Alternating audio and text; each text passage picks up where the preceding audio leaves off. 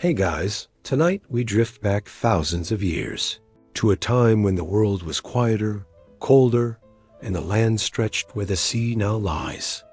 Under a sky of frozen silence, ancient footsteps traced paths across a bridge of earth and ice.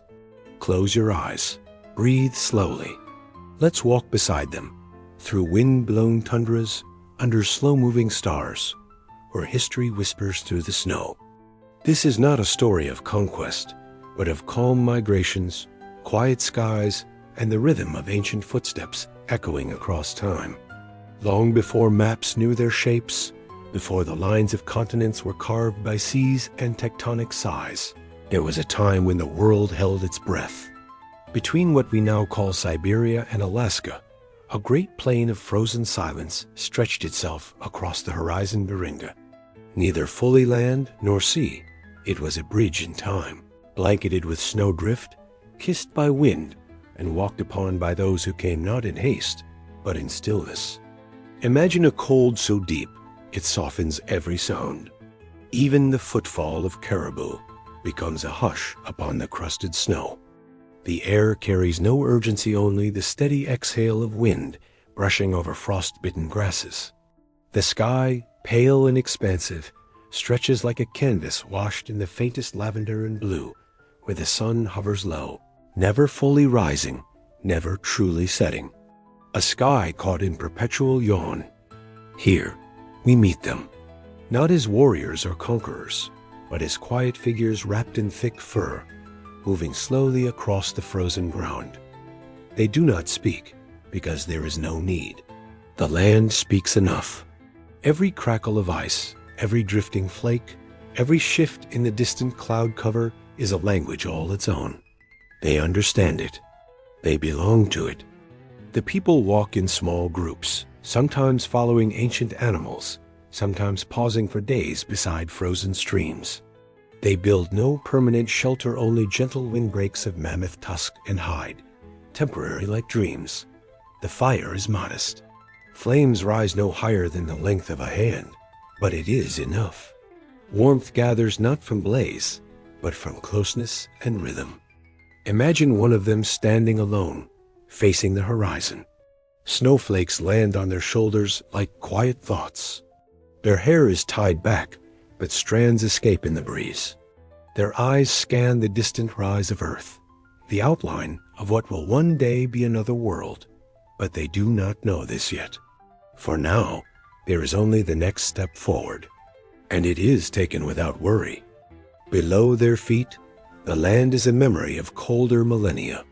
Permafrost stretches deep into the earth, sealing within it seeds, bones, and echoes of long-lost winters. There are no footprints from others, only theirs. The snow they walk upon has not yet been disturbed, untouched by modern names or stories. Every step is a beginning. The path is wide, yet they do not wander. There is an unspoken direction in their bones, drawn not by urgency, but by quiet knowing. Migration is not a journey. It is a drifting, a long and silent agreement with the earth. They follow the curve of hills, the bend of rivers frozen in mid-motion, the glint of sunlight on distant snowbanks. At night, they sleep under skies crowded with stars, their constellations unfamiliar to us, yet deeply known to them. The stars hang low in this part of the world. They seem to breathe with the earth. One can almost hear them hum when all else is quiet. And everything here is quiet. Even the wind speaks softly, its voice muffled by the snow-covered ground and the weight of the sky. Their tools are few. Scrapers made from bone, needles of antler, baskets woven from sinew and dream. Everything they carry has been carried before across generations, passed not in ceremony, but in calm hands around a fire. No object is rushed into creation. Even a cord of twisted fiber hums with patience. Theirs is a world of rhythm, not speed.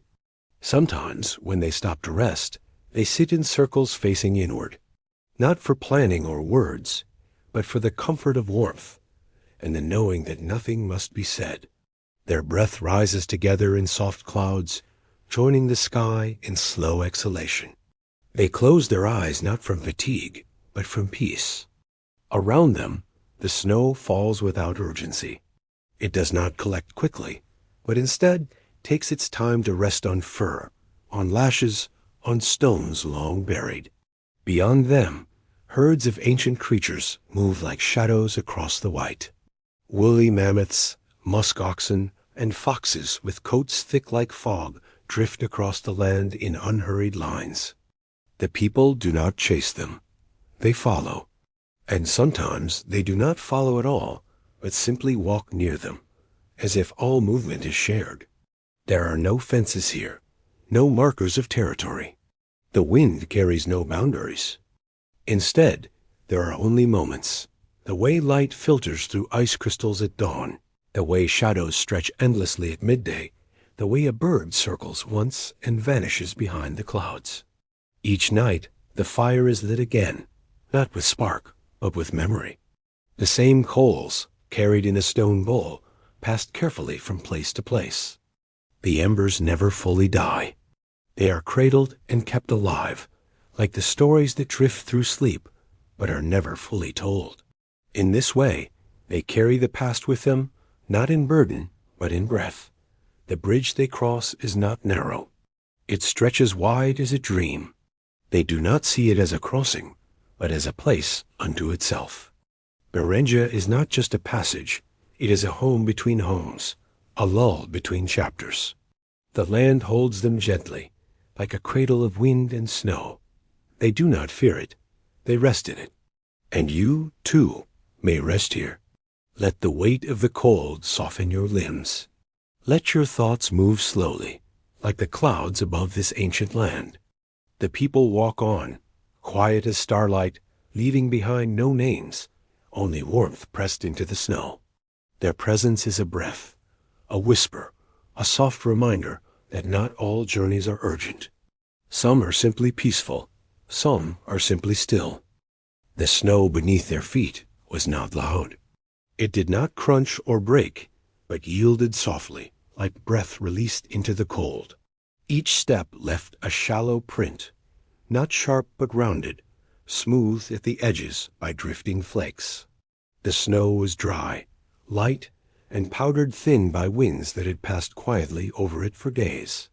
There was no rush in their movement, no trail carved quickly, but a soft indentation of presence, of having arrived without announcement. Somewhere in the near distance, wind stirred low shrubs buried half in frost. They barely moved, more suggestion than gesture. The silence was not empty.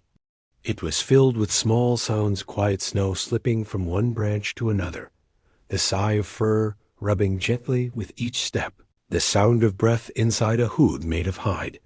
But these sounds did not interrupt the quiet. They were a part of it. This place, this great white plain of ice and ancient earth, did not resist them.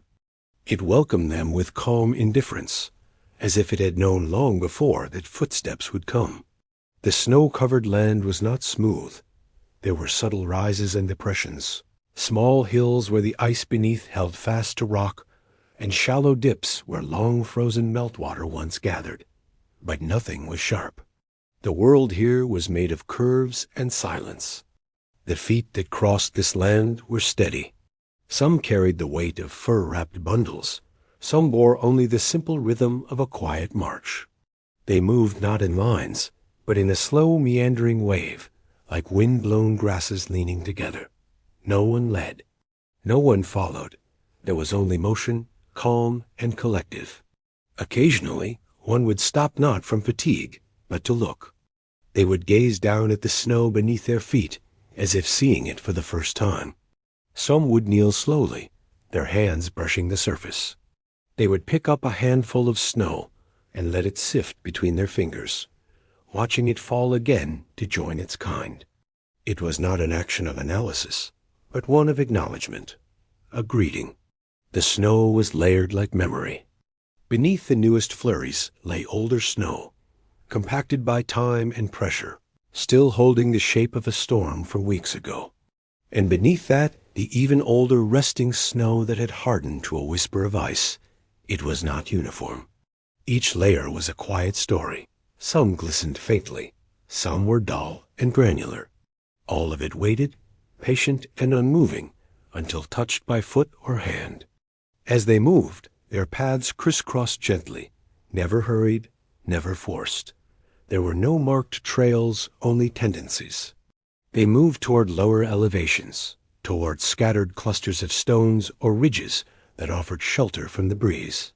When they passed over a patch where the snow had been swept thin by wind, revealing the frozen ground beneath, their feet adjusted slightly, feeling the difference. Ice hummed in a deeper register than snow. It gave a muted echo, as if remembering the weight of glaciers long gone. Sometimes they would pause beside a drift that had collected higher than the others, leaning gently as if to listen. The wind around such drifts seemed to curl in small spirals, lifting a fine mist of frost into the air. The drift itself had textured tiny waves where snow had met wind and settled into soft ridges. Looking closely, one might see the faint imprint of a feather carried on the wind and caught there, now suspended in a quiet sleep upon the surface. They did not speak, not because they could not, but because there was no need. In this space, words felt heavy, too warm, too sharp. Instead, they moved in understanding. A glance, a small motion of the hand, a shared pause beside a cluster of low bush rising from snow. This was their language now. Even the children, wrapped tightly in fur and carried close, made no sound. The world around them taught stillness. Far above, the sky mirrored the snow blank, with only the faintest strokes of color where the sun circled low, barely lifting above the edge of the world. The light was not strong. It moved gently across the plain, lighting one ridge then another, catching the side of a face, glinting briefly on a bead, sewn into a coat before retreating into cloud. The sky did not dominate. It watched. The migration was not a departure. It was a continuation. They had not left behind a land. They had extended into another. There was no concept of border, no awareness of entering something new. To them, the snow simply stretched onward, and they followed its breath. Some had passed this way before months, maybe years ago. Others had never touched this land. Yet all felt the rhythm. Each step was light. Even the heaviest among them seemed to float atop the snow, as if the earth refused to hold them too tightly. Their footprints did not sink far, and soon wind and flake would erase them altogether. Nothing they did here would scar the land. Their presence, like snowfall, would remain only for a short while, then melt back into memory. When the sun fell lower and the gray of twilight returned, they began to slow. Not to stop, but to adjust. The light guided their pace. Long shadows stretched from their bodies across the white, merging and separating with each motion. Their forms seemed to lengthen, becoming part of the land itself. Eventually, they paused beneath a gentle rise in the terrain, a place where stone poked up through the snow, forming a natural arc to break the wind.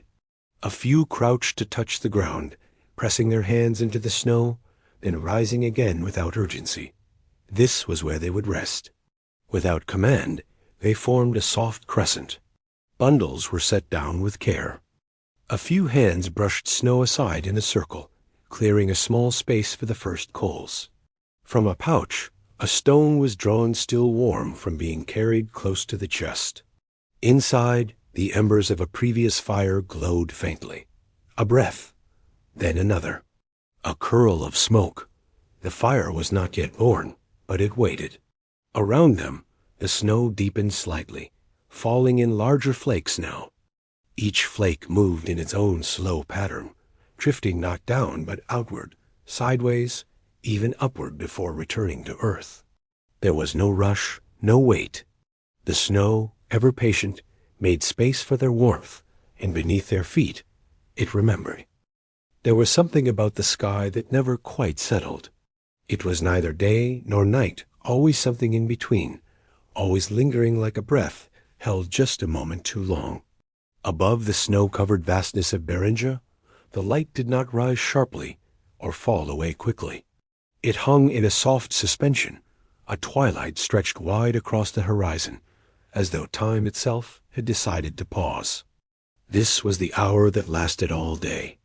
A pale sun, worn thin by clouds, hovered low along the edge of the world. It never rose high enough to warm the air, but its presence was gentle, a glow more than a fire. The light it offered spilled quietly across the land, brushing the tops of ridges and the curves of low hills in shades of muted gold and lavender. It did not dazzle. It sighed. There were no harsh lines in this light. Shadows did not fall fast or deep. They drifted slowly, stretching thin across the snow like ink spreading through paper. The sky itself was not empty but layered with delicate color, from faded blues near the zenith to soft amber and rose near the horizon. Clouds passed in silence, their edges barely distinguishable from the air around them, like pieces of thought not fully formed. The people walking beneath this sky had no need for timepieces. Their rhythm followed the pace of this long twilight, their steps attuned to the color of the snow and the warmth of the light or its absence. Day became dusk, dusk became day, and nothing hurried to change. One of them looked up, eyes steady beneath a fur-lined hood. In the soft reflection of their gaze was the sky itself open, endless, slow. Around them, the others walked as if in a dream, their forms indistinct in the half-light. The world did not press against them. It opened gently and allowed them passage. The snow glowed faintly in this light, not from within, but from the quiet gift of the sky. Each flake that landed carried a tiny mirror, a small shimmer of what lingered above. The land and sky were not separate now. They seemed to lean into each other, blurring the boundary between earth and air. Even the horizon felt less like a line and more like a breath between two resting bodies. They passed a cluster of ancient stones half-buried, weather-smooth, and circled with snow. In this light, they cast no harsh shadow. Instead, they glowed with the faintest outline of warmth, as though remembering the touch of sun from another age. A few stopped to stand quietly beside them, not in awe or ceremony, but simply in stillness. Some stones held moss, others were bare. All were calm. Overhead, birds drifted slowly, wings outstretched but still. Their flight matched the light measured, graceful, as though moving through thicker air. No call came from them. They circled without urgency and vanished behind a veil of distant cloud, leaving only the faintest trace of motion in the sky. Beneath this long twilight, the people did not mark hours. They marked impressions. The moment a shadow reached a particular stone, the way light changed the color of a child's fur-lined hood, the soft golden streak that brushed across a frozen stream. These were their clocks. These were their gentle signals. A small stream, more ice than water, cut a winding path near their steps.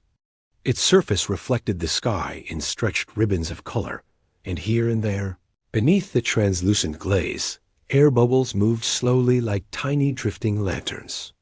One traveler knelt beside it, their breath fogging in the air, watching the way a single branch rested atop the ice, unmoving yet ready. Their fingers touched the surface, then pulled back. It was not a test, only a greeting like brushing fingers against an old wall before entering a quiet room. The stream made no sound, but it held a presence. It had carried water once, it would again. For now it slept. Far in the distance, mountains traced the edge of the earth in faded blue.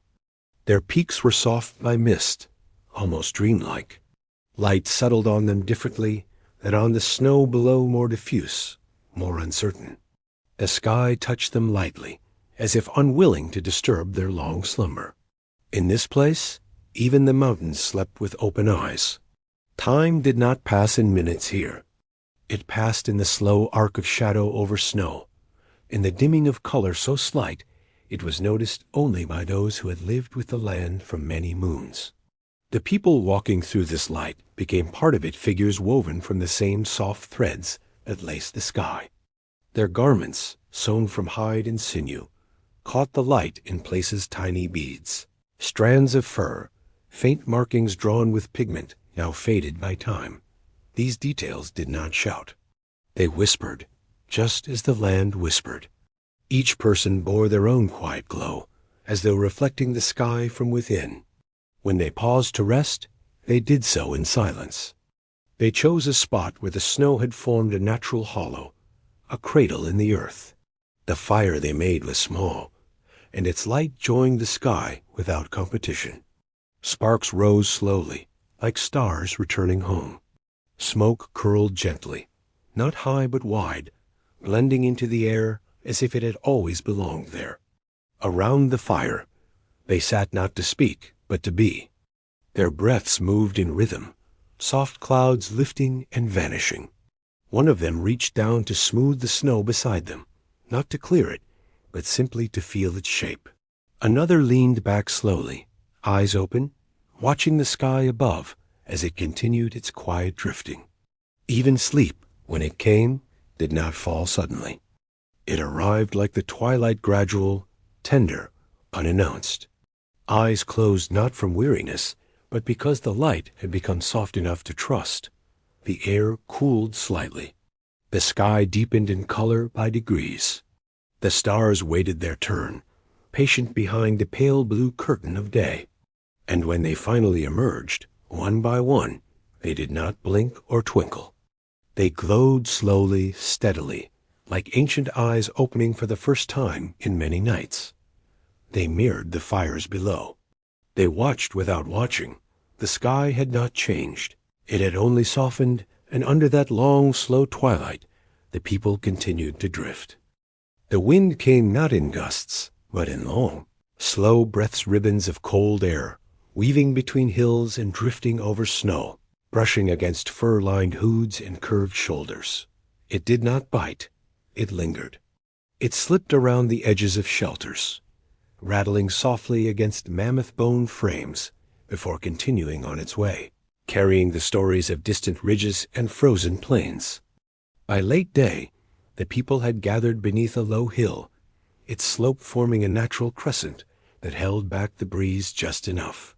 Stones, dark and smooth from age, rose like ancient teeth from the ground, encircling a small, flattened space.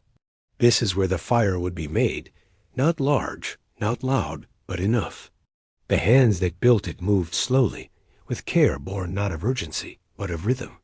Small twigs, dry and brittle from weeks of wind, were gathered from beneath snowbanks, where they had rested untouched. Larger branches, weathered smooth, were laid in a loose lattice. Nothing was broken, only chosen. The fire would not be forced. A bundle was opened, a small pouch, made from soft hide, tied with sinew. Inside, wrapped in woven fibers, were the coals from the last fire. Carried close to the chest, warmed by body and memory, they still glowed faintly. The ember, when touched to dry moss, sighed into life. Smoke curled up, first thin, blue-gray, almost invisible in the fading light. Then, quietly, flame. The fire did not roar. It murmured.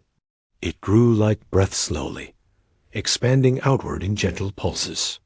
Orange light spilled onto the snow in soft shapes, tracing the curve of a hand, the edge of a fur cloak, the grain of bark.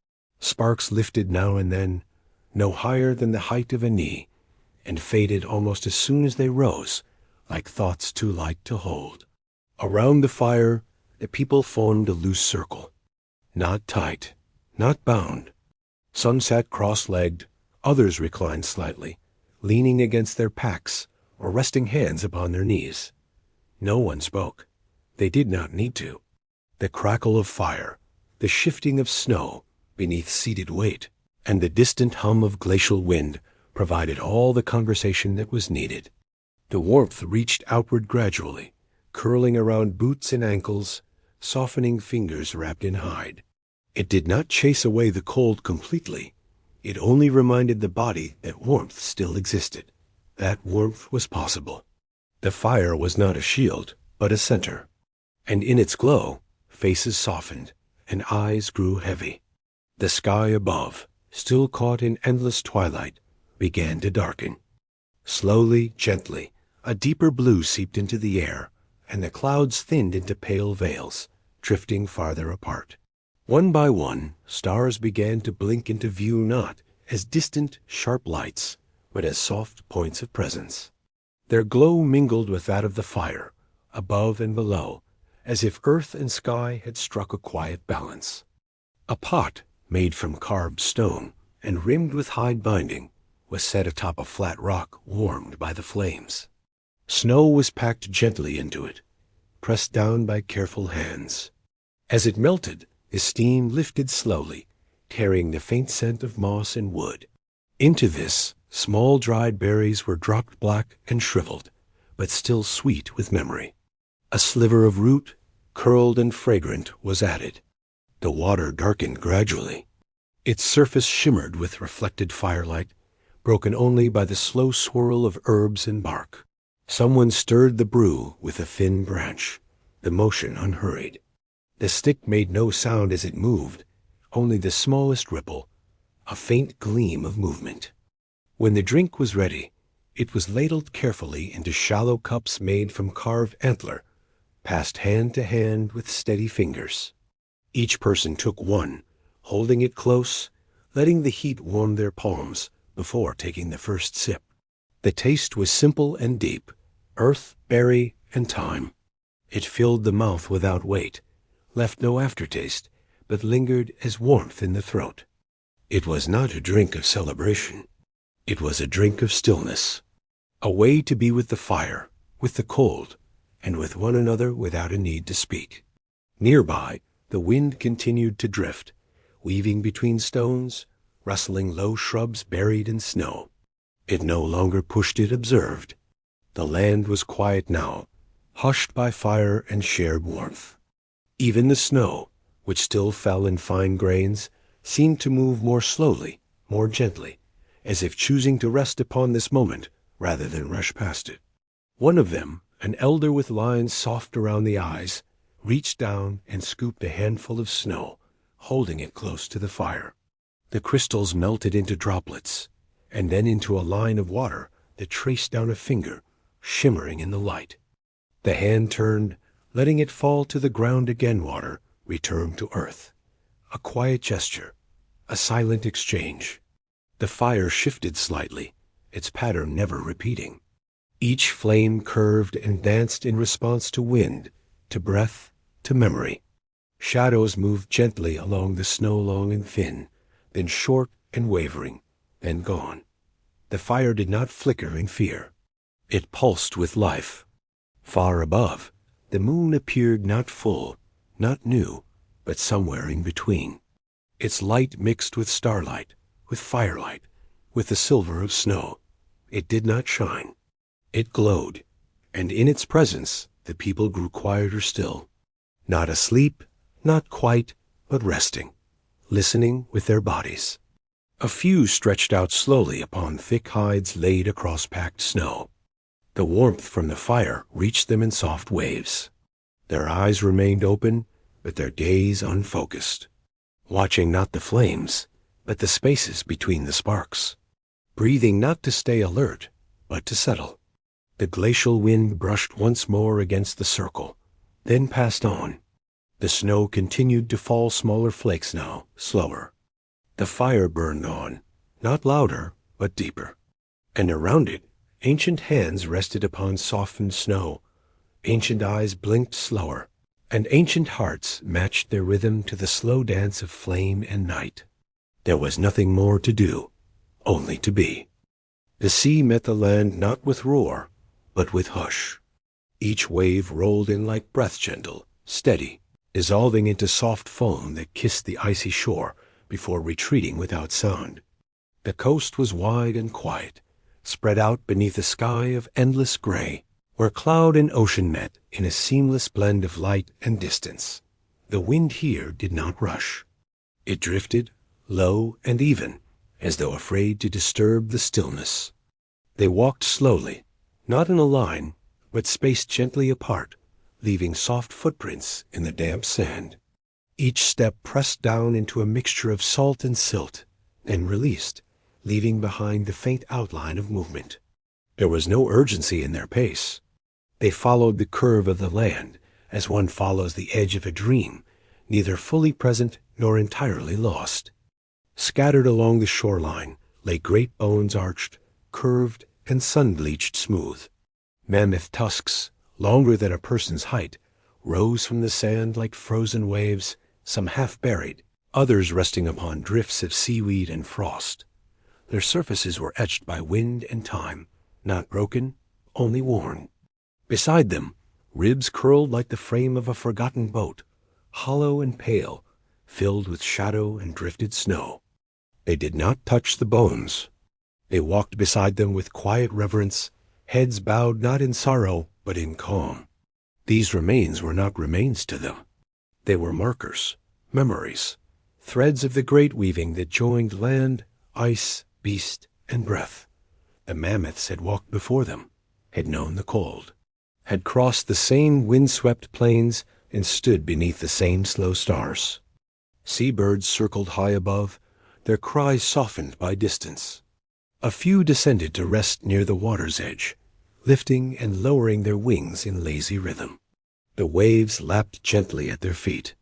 Even the birds moved slowly here, as if the air itself asked them to wait. Far out to sea, blocks of ice floated in silence. They did not crash or break. They drifted like pale islands, their surfaces smooth and untouched. Sometimes they turned slightly, catching what little light the sky offered and reflecting it in glints of silver.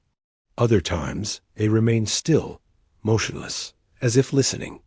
A child walked a little behind the others, her small steps matching the tide's slow retreat.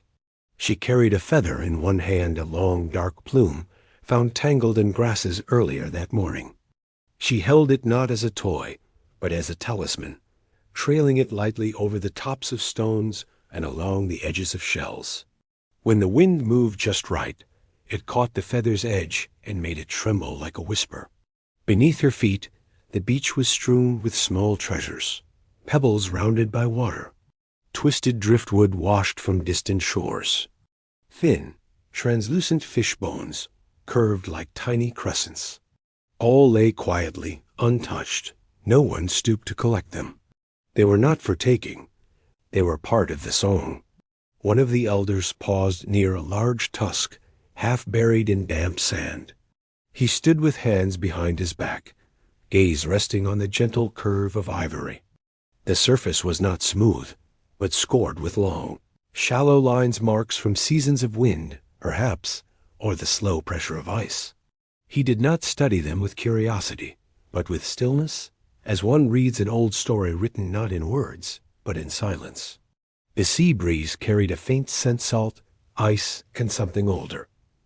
Perhaps whale skin dried long ago, or fish scales sun-bleached into memory. The air was thick with presence, but without weight. It surrounded gently, like a blanket laid over sleep. The coastline stretched on in both directions, its end lost in fog. Hills rose in the distance, their shapes softened by distance, their feet disappearing into mist. No path was marked. None was needed. The land itself held memory.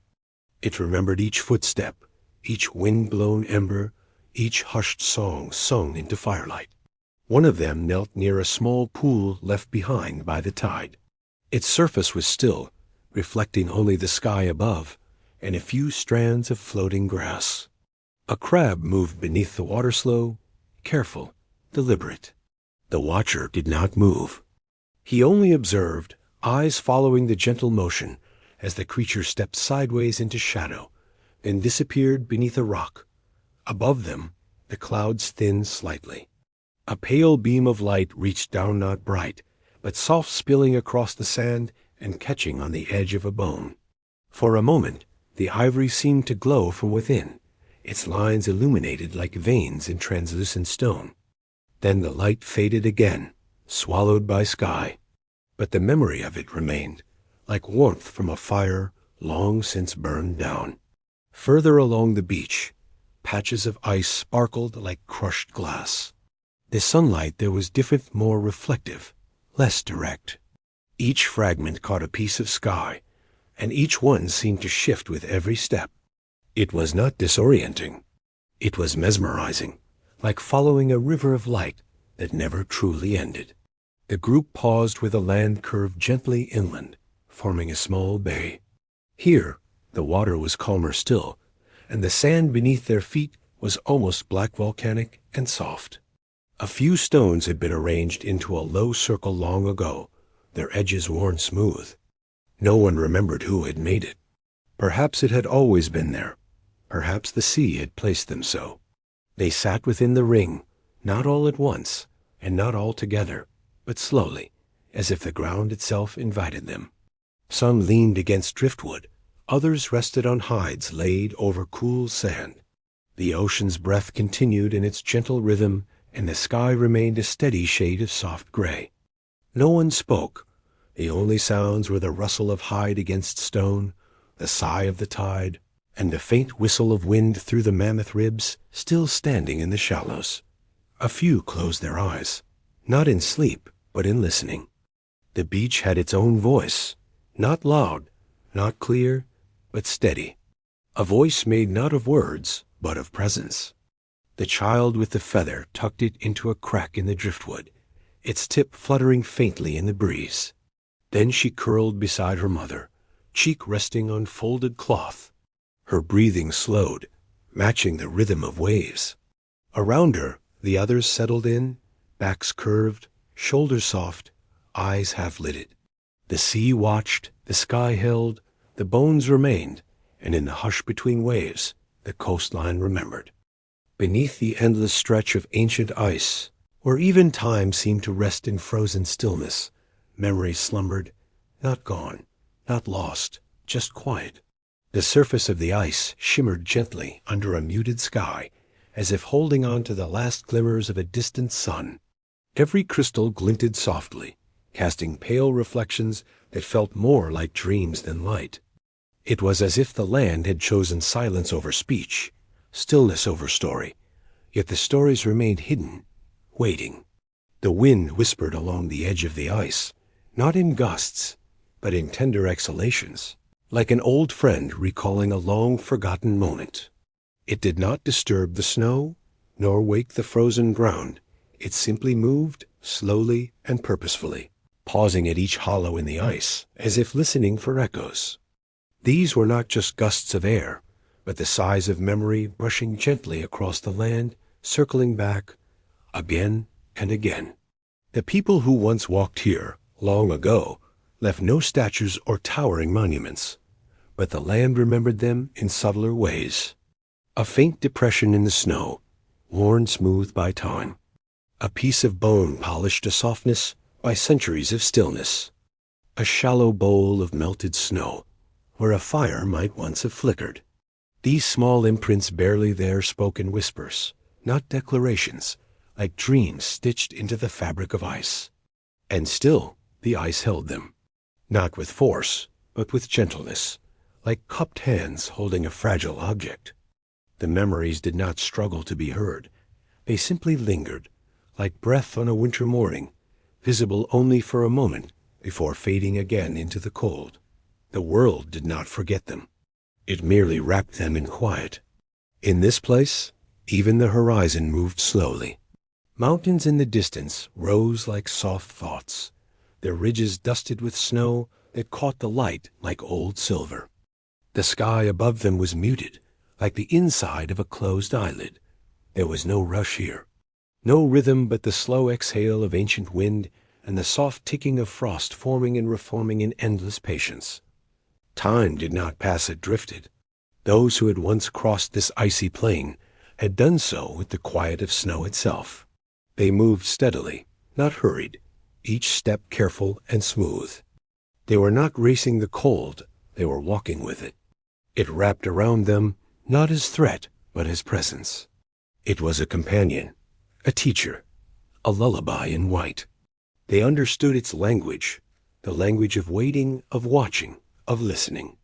Their shelters were simple, built low and round, draped in furs, with small openings that breathed warmth into the still air. Inside, light flickered from tiny flames. Shadows danced on the curved walls, slow and long. The people moved in silence, not because of fear, but because they respected the quiet.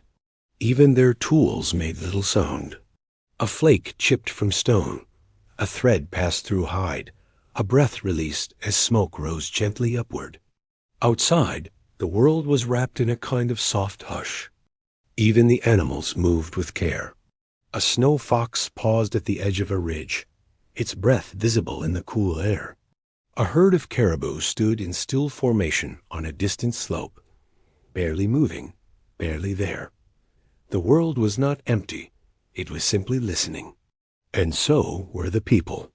And beneath it all, the ice continued its slow conversation with the earth, creaking gently, sighing sometimes, holding within it the weight of time, pressed into layers so deep they could not be seen, only felt. It was a library without shelves, a history without words. And yet, everything was remembered, if only one knew how to listen. If you knelt down and placed your ear to the ice, you might hear it, not in words, but in something deeper.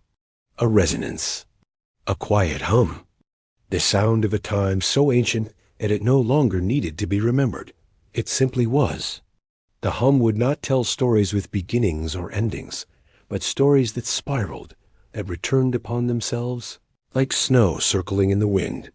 There was a moment perhaps near dusk, when the light dimmed to a soft blue, and the air grew stiller than before. Even the wind slowed.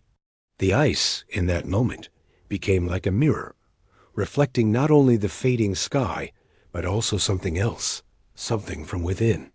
It was as if the frozen surface remembered a fire once lit nearby, a song once hummed, a child's laughter, soft and round.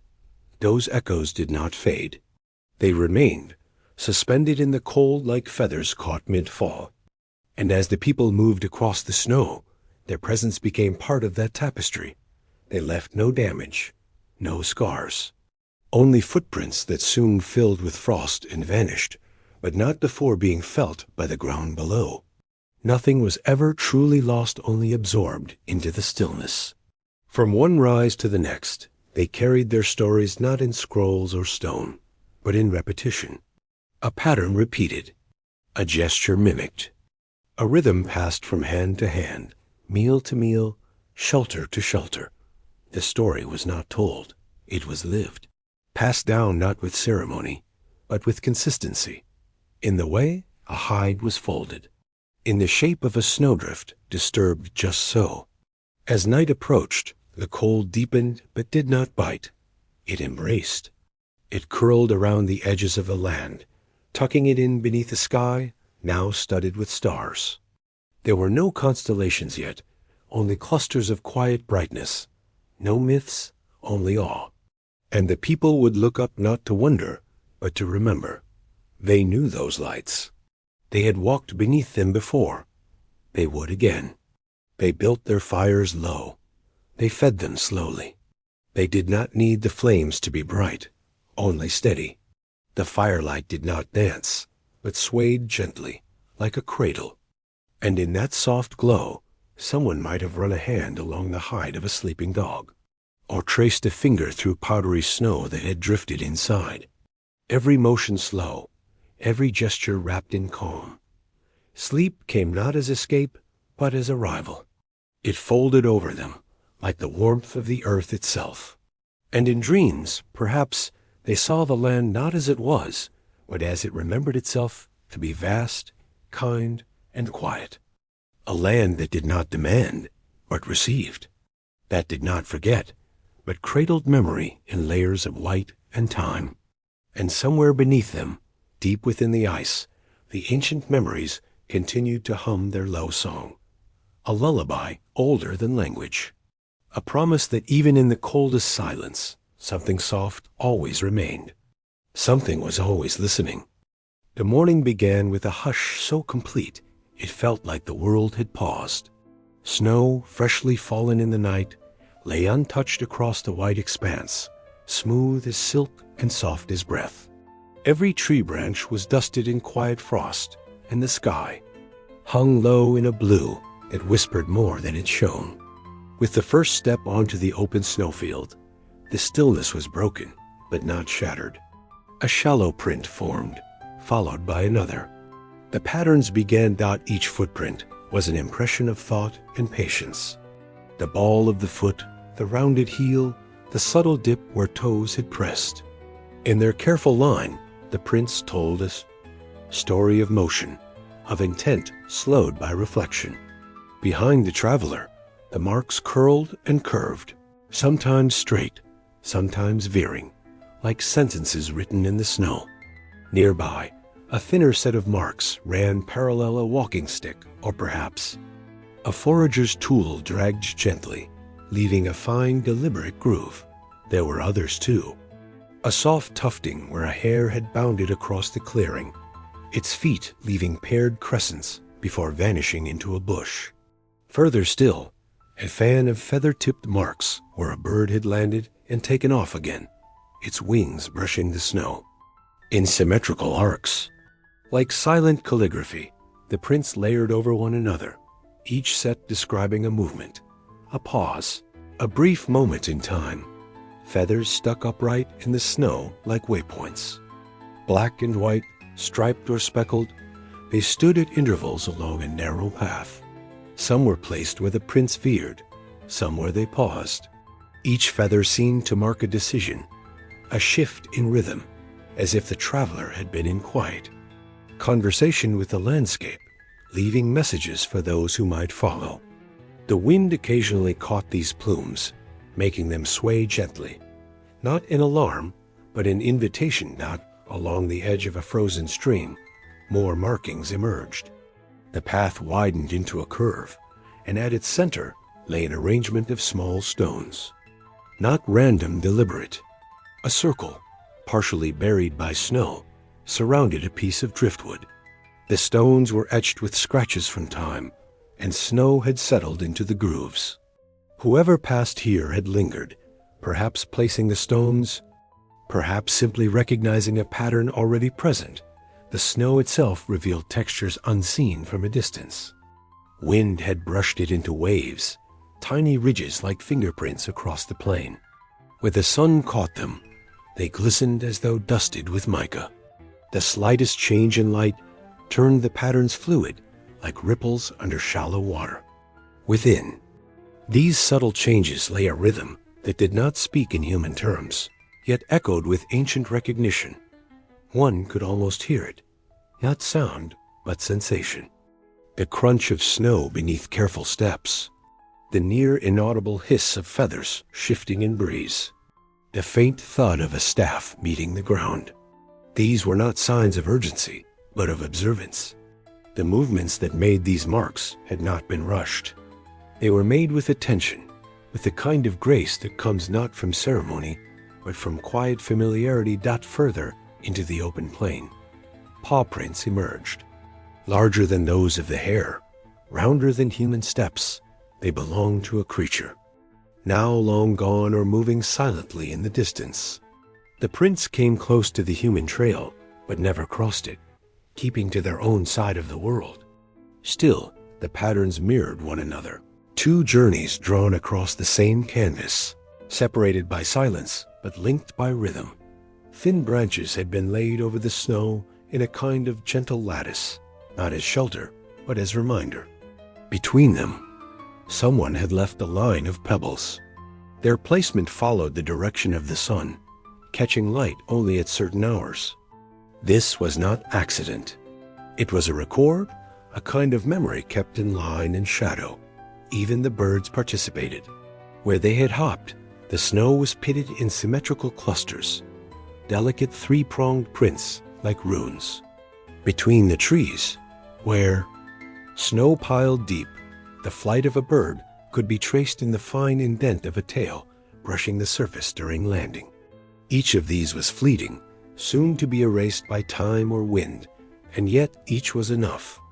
Each mark served as both story and silenced out as the traveler moved on. The patterns lengthened behind them. But there was no hurry to leave them behind. Instead, each step was an act of creation, a new line in a poem, written not with words, but with weight and movement. The snow accepted it all without judgment. Mistakes vanished with the next drift. Only patience remained. And so the day passed. Shadows grew long and stretched across the trails. The sun, low and golden, spilled sideways across the prints, exaggerating each groove and hill.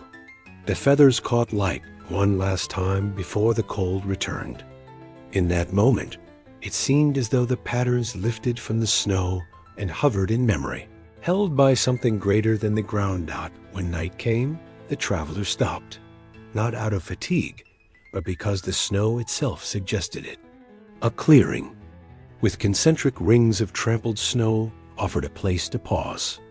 The staff was placed upright, and feathers gathered nearby were gently planted in the snow, not randomly, but in a spiral. Nearby, small stones made another circle, this one left unfinished. A quiet symbol, an open thread. As stars began to appear, and the moon outlined the surrounding hills, the patterns in the snow slowly lost their sharpness. Cold softened them, wind reshaped them, yet they were not lost. They remained beneath the surface, pressed into memory like faint impressions in clay. Tomorrow, the traveler would continue, and new patterns would form. But for now, everything was still. The snow, the feathers, the stones, all held their breath in shared quiet. Patterns in the snow, left behind not to be remembered, but simply to be noticed. Time moved slowly, as if it had forgotten how to keep pace. Each step the travelers took seemed to stretch the day longer, extending the quiet moments between one breath and the next. The sun hung low on the horizon for hours, casting long, golden shadows that danced gently across the snow-covered plains. There was no need to rush. The earth did not hurry, and neither did they. The journey had become less about reaching a destination, and more about existing within the stillness of movement. They were not bound by direction, nor led by any urgent cause. It was a sacred wandering, a crossing that felt more like drifting on a river of time than traveling across land. Even the air seemed to hum with patience. Mountains, once looming in the distance, shrank slowly behind them, only to reappear again with a shift in the light. The landscape folded and unfolded like soft cloth, its patterns gently rearranging. Valleys deepened with snowmelt, then softened again under thick mist. Hills rose and fell like the quiet rhythm of a resting breath. Each day felt as though it had always existed. The cold did not bite sharply now. It wrapped itself around the travelers like a slow wave, never harsh, only present. The wind no longer roared, but whispered, as if it too had grown weary of rushing. It wound through narrow passes and around stone outcroppings with a sleepy sigh. They walked not toward a place, but within a state of being. The world expanded gently with each step, and no one asked how far was left to go. Children followed their parents' footprints, playing in silence, their laughter carried only in glances, not sound. Elders rested often, finding smooth stones or folded hides to sit upon. There was time. There was always time. Sometimes a group would pause near a half-frozen stream, watching it crawl across the stones with delicate purpose. The ice moved with it, creaking softly, as if it too was unsure of what came next. Beneath the surface, bubbles gathered and released with slow, irregular sighs. These pauses were not breaks from the journey. They were part of it. The act of noticing, of sitting with the land, was as much a part of their path as the walking. 1. Morning, frost had traced feathered patterns onto every surface stone's fur, bark. The light caught these markings in soft pinks and golds, making the world shimmer like dream glass. The group stood still for a long while, not wanting to disturb the artistry of the night. Footsteps were hesitant, cautious, reverent. Further along, they passed a single tree, gnarled and alone, its trunk twisted by many seasons of wind. No leaves clung to it, yet its presence was strong, as though it had chosen this place with certainty. They moved around it in silence, as if the tree itself were a guardian of something ancient. Nights were long, and they welcomed them like familiar companions. Fires were small, not for cooking, but for comfort.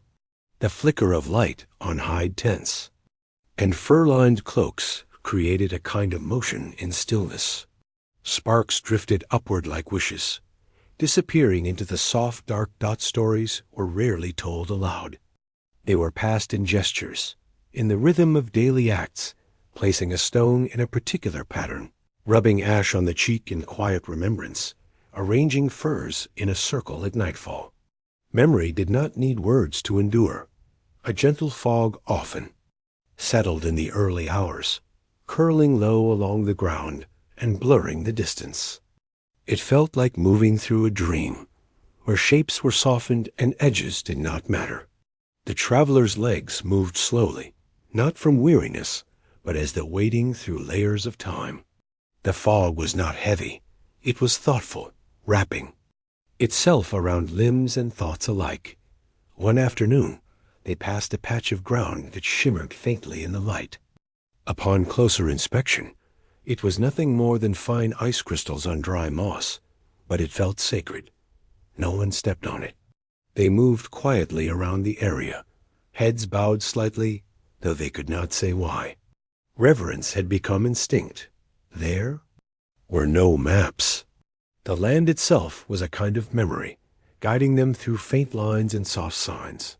A bend in a stream, a break in the hills, the sudden appearance of dark stone against white ground. These were markers not for direction, but for presence. To see them was to be seen by the land. They did not ask how long they had been walking. There was no need to measure a journey that had no single beginning or end. It was a continuation, a migration not only through space, but through the still corridors of being.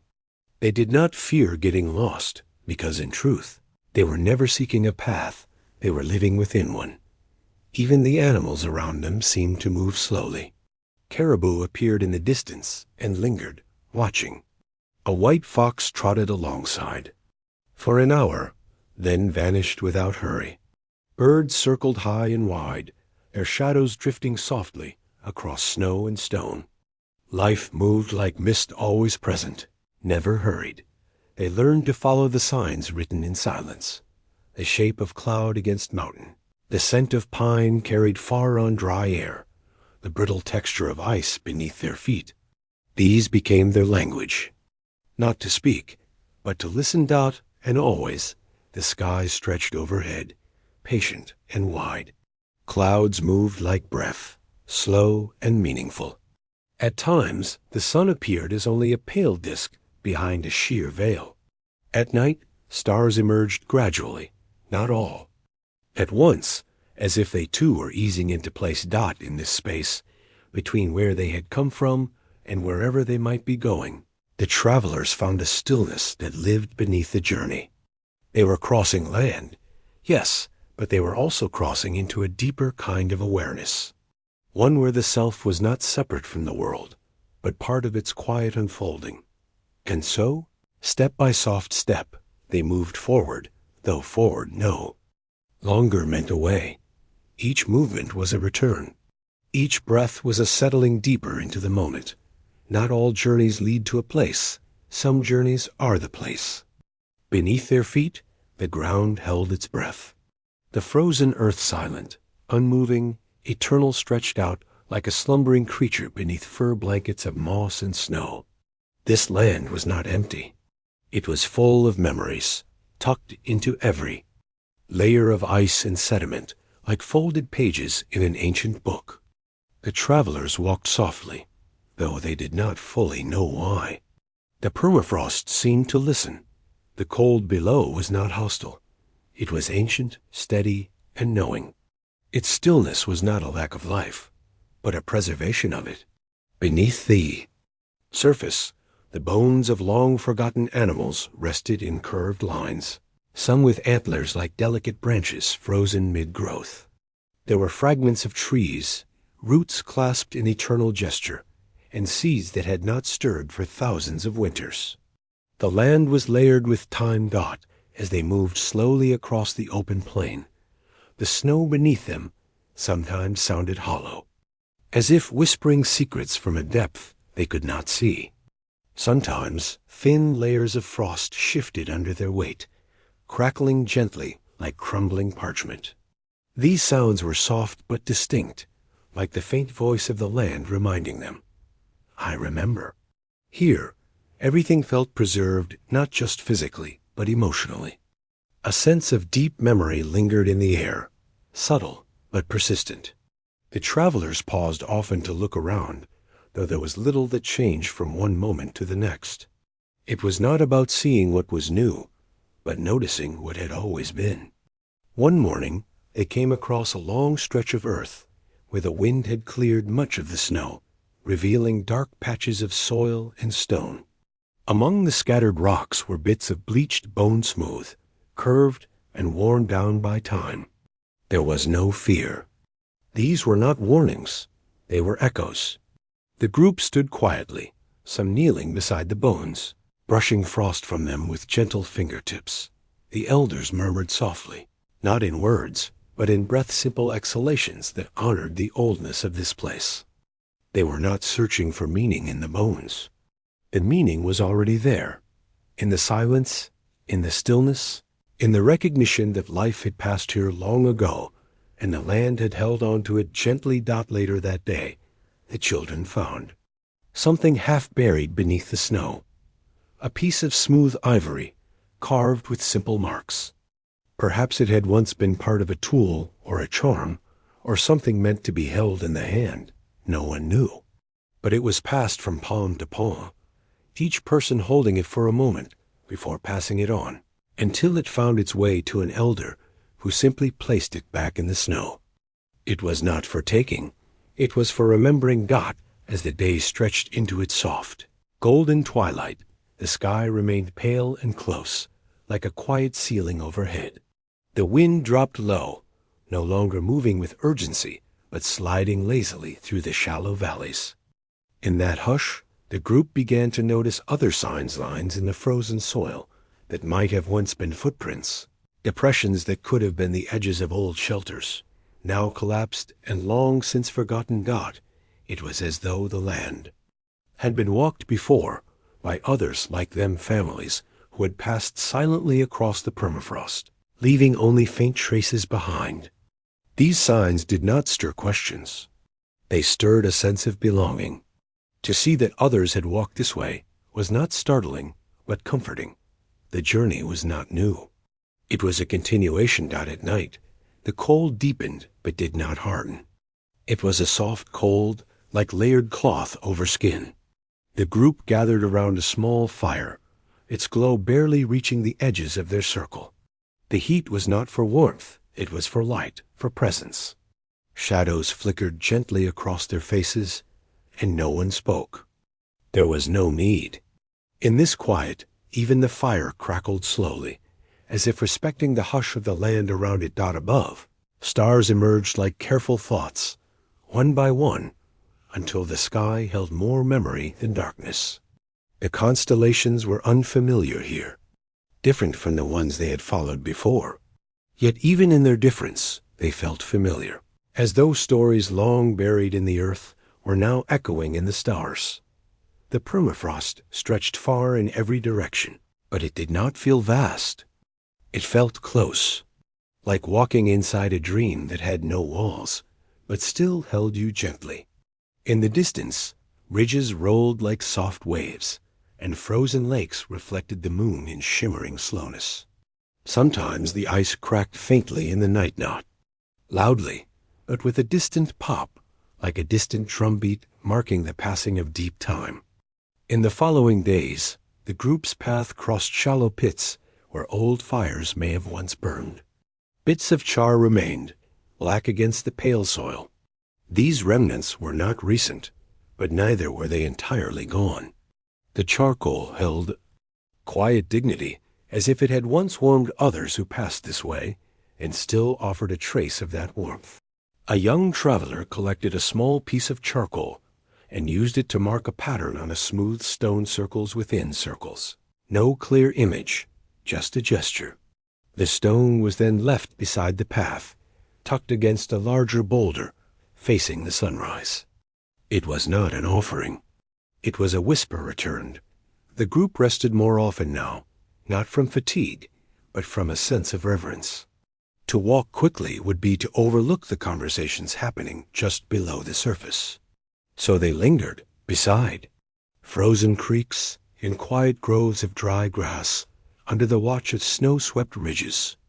Listening not sometimes, in their stillness, they heard sounds they could not explain, a gentle thrum beneath the ground, or the faintest of voices, not in any language, but in feeling. It was the sound of memory moving through ice, of time folding softly on itself. And so, day by slow day, they crossed not just land, but layers of remembrance. Each footstep did not disturb the earth it added to its story. With every nightfall, the group became less like travelers and more like part of the land itself. Their breath mingled with the cold. Their silence echoed beneath the permafrost. And the whispers, always the whispers, continued on. The wind had softened by morning. A pale hush draped across the frozen plain, and each flake of snow rested still, untouched. Along this wide stretch of land, there were no new footprints, yet only shadows. But as the sun inched higher, long, impressions slowly came into view. They were not recent, not human. Their shape was round, deep, and impossibly wide. They moved in a steady rhythm across the frost, like the quiet memory of something enormous passing through. The shadows belonged to mammoths. Not the beasts themselves, those had passed long ago, but the faint echoes of their path, pressed into the land like forgotten thoughts. In the pale light, the impressions curled over gentle ridges, disappearing into low valleys. The snow only partly covered them, unable to erase their outline. In the stillness, it almost seemed like they could return. Just one more step, and the mammoth might appear again from the fog. Near the edge of the trail, long flat grasses bent as if brushed by a great sweeping trunk. They weren't broken, just gently pressed aside. Frozen in that soft arc, they remained like whispers of movement. In patches, dry moss and brittle reeds bore the same graceful shape, curved under invisible weight.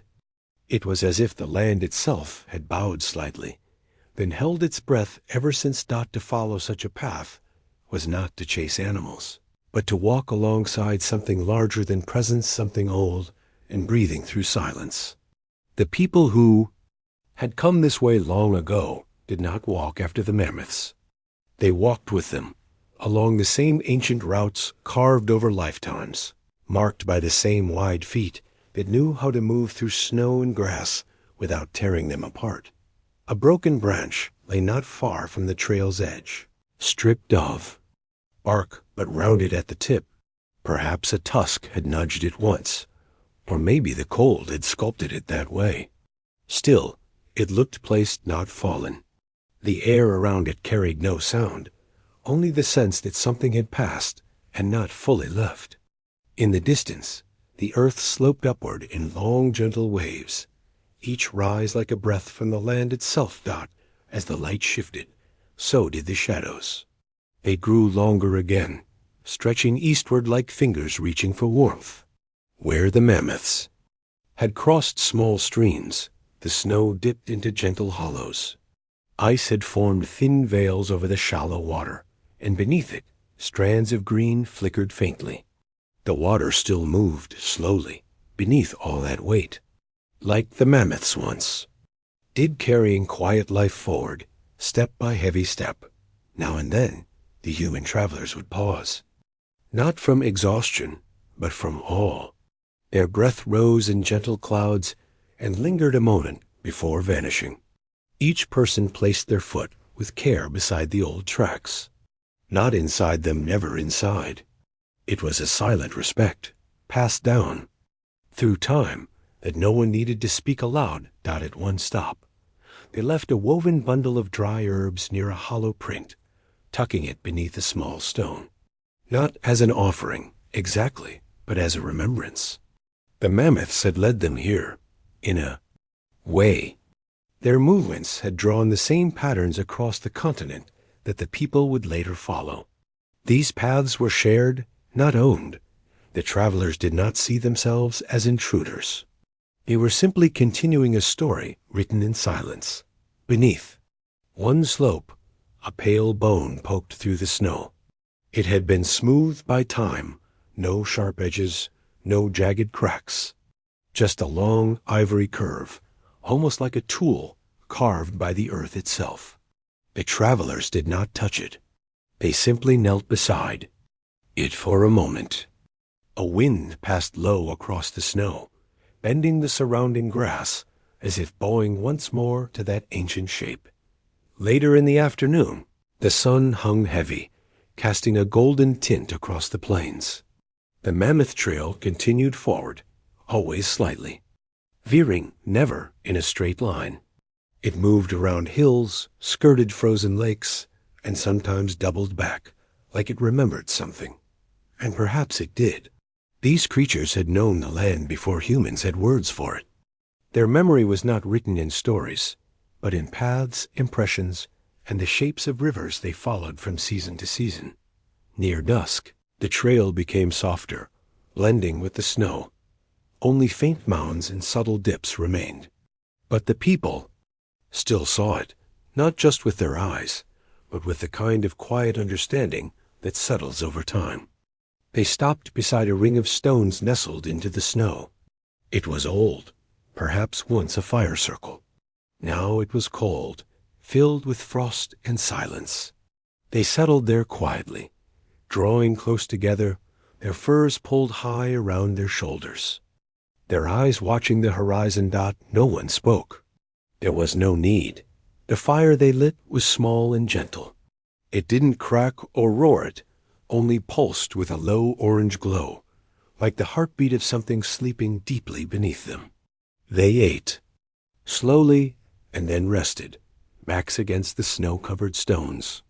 All around them, the land stretched wide and soft, no sound but the wind moving slowly over ancient prints.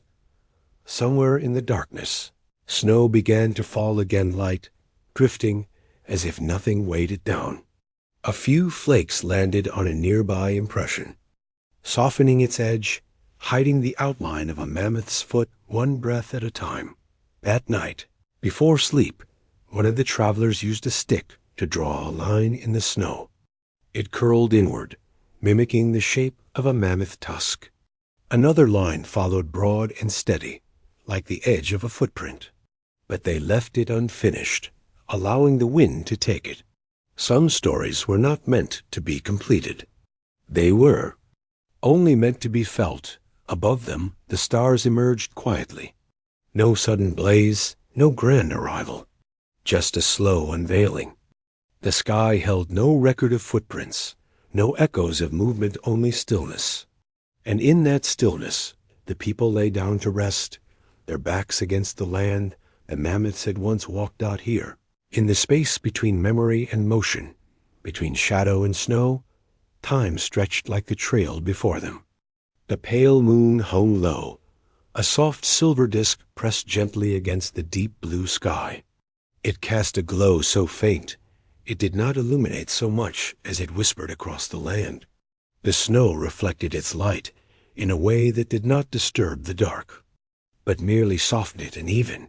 Delicate shimmer spread like frost over everything still. The travelers had settled into a small hollow, their shapes barely visible beneath layers of fur and silence. The fire, built from brittle branches found earlier that day, had long since dimmed. Only a few coals remained, glowing quietly, like old thoughts that needed no more words. Around them, the cold was not sharp or punishing. It was still, calm. The kind of cold that held its breath. Above, the stars shimmered behind a veil of mist, blurred but present. They seemed farther away than usual, more distant, as though giving space to the slowness of the night. Nothing moved across the sky. No shooting lights, no passing clouds, just stillness, layered gently over time. A faint breeze passed through the grasses beyond the camp, rustling the snow-dusted stalks in a hush that echoed like cloth being folded. It moved in a long arc, sweeping down from the hills and curving around the hollow before continuing into the darkness. It touched nothing harshly. It paused beside each figure in the group, brushing the edges of blankets and gently lifting loose strands of hair. Then it moved on, satisfied. Not far beyond, in the edge of the moon's reach, stood a formation of boulders. Their shapes were rounded with age, not broken or jagged, but smooth by the long rhythm of wind and winter. The largest rock leaned, just slightly, as though bowing to the moon. Lichen and frost clung to its side, forming pale patterns like lines of forgotten writing. In the silence of the night, these boulders became more than stone, and were memory holding shadows from. 1,000 nights before, one of the travelers stirred softly, not to wake, but to shift into a deeper stillness. A hand emerged briefly, brushing away a curl of snow that had settled on the edge of a blanket. Then, without sound, the hand retreated, and breath returned to its slow, measured rhythm. The snow continued to fall, not heavily, just enough to feel like time was layering itself gently over the earth. Around the hollow, the land spread open, not in grandeur, but in subtle invitation. Gentle hills rolled away into the dark, their outlines blurred by moonlight and mist. In the distance, where the Mammoth trail had passed, the footprints were nearly gone, softened by snow, blurred by breeze. But even in their fading, the path remained, carried forward in the memory of the people sleeping beside it. The scent of dry pine and cooled ash lingered near the fire pit, woven into the wool and fur of the sleeping group. These scents did not fade, but settled into the fabric of the night, joining the breath of the wind and the hush of fallen snow. Everything was held in balance, warmth and cold, sleep and silence, memory and breath. High above, the moon began its slow descent, sliding toward the edge of the sky without urgency. It cast longer shadows now, stretching across the snow like fingers reaching back in time. Each shadow held its own quiet shape, a ridge, a branch, a sleeping figure, a curved stone, all resting without tension, without expectation. In the far distance, beyond where the eyes could reach, a frozen stream reflected a line of light. The ice had cracked slightly, not with force, but with age. It formed gentle patterns, veins, and curves, like the surface of a leaf left in snow. Beneath the ice, the water still moved, slow and steady, carrying with it old fragments of earth and the memory of long-ago rains. Closer to the camp, a single snowflake landed on a flat piece of driftwood, which had been used earlier to stir the fire. The flake did not melt. It simply remained, crystalline and silent, like a thought left unspoken. Around it, other flakes joined, each one slightly different, though their stillness made them all feel the same. Time here was not measured in hours, but in softness, in how snow gathered on forgotten tools, and how breath grew slower beneath heavy blankets. Among the travelers, one had placed a small stone beside their resting spot, a dark, smooth pebble, almost round. Its presence was quiet, purposeful. It wasn't a marker or a tool. Perhaps it was simply a companion, kept close for reasons only the hand that placed it understood. The stone caught a sliver of moonlight and held it without reflecting, just held it. That was enough. As the night deepened, the quiet thickened like a soft quilt. No sounds emerged. No birds called. No animals stirred. Even the wind had gone. Still, its journey complete for now. The land itself seemed to exhale once, and then wait. And still, the Mammoth Trail remained not visible, not measurable, but present. The memory of movement, heavy and slow, still lingered in the curves of the hills and the shapes of the valleys. It was there in the way the snow dipped gently near the old fire ring. It was there in the line of sleeping figures, each one turned slightly toward the east, where the trail had once led. If one were to rise and walk now, they would not need to see the prints to follow. The body would know. The breath would guide. The rhythm of steps would fall naturally into the old pattern-long, careful strides, soft heels, light toes. The trail was not gone. It was beneath everything, even sleep. When the first light of dawn began to edge its way over the far ridge, it did not chase away the moon. It only joined it for a while, two lights resting together over the snow. The moon dimmed gently, not vanishing, but letting go. The stars followed suit, retreating into the pale blue haze. The world had not changed in the night. It had only become softer. And beneath the pale moonlight, even now retreating, everything had remembered how to be still. Somewhere between the slow melting of the glaciers and the soft unfolding of ancient paths, there lay a stretch of earth that hummed not with voices or footsteps, but with memory. It was not a loud hum, nor even a sound in the way we know it, but a subtle resonance, like the low vibration of a stone after it has been gently tapped. It lingered in the fingertips and settled into the soles of tired feet, and the people who passed through this place knew to walk slowly, to listen with more than ears. The ground here was soft, cushioned by centuries of dusted leaves, crumbled. Roots and layers of time pressed into earth. Beneath the moss and the still grasses were stones, half buried, worn smooth by wind and snow, curved and cool to the touch. When pressed with a patient palm or struck gently with a piece of antler, some of them gave off a tone thin, dry, almost like a wooden chime. Not music, exactly, but something older, quieter, like an echo remembered by the earth. Elders in the Eva. Wandering groups sometimes paused at these places, not to gather or hunt, but simply to sit. They placed their hands on the stones and closed their eyes. The young ones watched, puzzled at first, until they too placed fingers on the quiet surfaces, and felt the faint stir of something move beneath the skin. Not a sound, not quite a warmth, but something between. The stones were not arranged in any pattern. They were scattered, nestled into hillsides, and tucked beneath the shade of short, bent trees. Some were round and heavy, others flat and long. When touched or tapped in the right way, they offered a soft tone that seemed to linger, as though the stone itself remembered a long-forgotten voice. These stones had no name. There were no carvings, no markings, no signs of ceremony.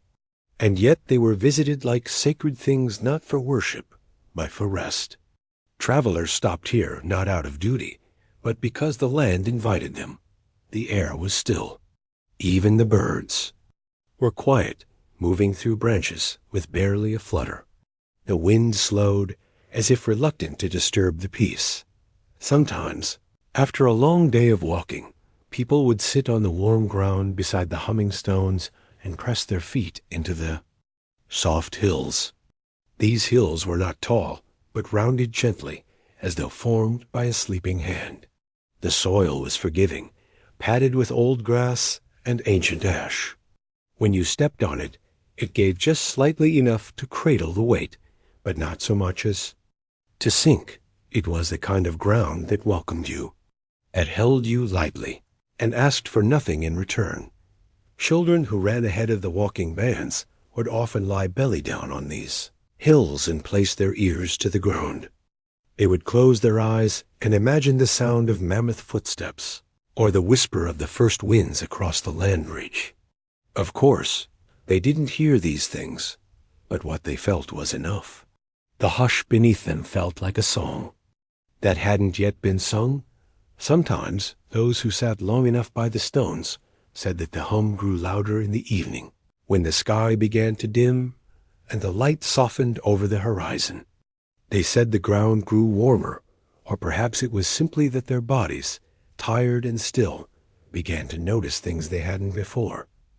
A slight thrum in the earth, a soft vibration in the soles of the feet, a rhythm just below the edge of hearing dot, and when the wind moved over the hills, it carried no sharpness. It came low and round, like a breath exhaled into the silence. It brushed over the stones and stirred the grasses, making a sound not unlike the stones themselves when gently struck. Everything felt connected, not in a grand or magical way, but in a quiet, continuous way. The land, the wind, the stones, the travelers, each remembering the other dot by late afternoon. The light slanted in soft gold across the landscape. Shadows of trees and travelers stretched long and slow. The stones cooled again. The air thickened slightly with the promise of night. Fires were not yet lit, but hands began to gather dry moss and small sticks without being asked. And even in the small rustlings of preparation, the hush of the place remained. One elder, with eyes half closed and fingers resting gently on a flat, pale stone, once said it felt like listening to the bones of the earth, that they spoke only to those who didn't ask questions, who sat without needing answers, who were still enough to remember something they never knew they'd forgotten. These were not places of instruction or story in the usual sense. No words were exchanged here, no histories recited. And yet, everyone who passed through seemed to leave with something, though none could explain quite what. It wasn't knowledge, it wasn't a vision, but perhaps it was a stillness that traveled with them, a softness in the way they walked after, as if the earth, for a moment, had laid its hand upon their shoulder. When the first stars blinked open, in the quiet sky, the people would rise again. They would dust off their hands and feet. They would leave the stones untouched as they had found them and continue on. But now their steps were slower, more measured. They spoke in lower tones. Even the children quieted, their voices fading to whispers. The path ahead might be long, but the silence left behind would follow. And so, the humming stones and the soft earth remained, not as landmarks or destinations, but as quiet places in between. Places where memory lived, not in stories, but in silence. Where the earth spoke only when no one was speaking.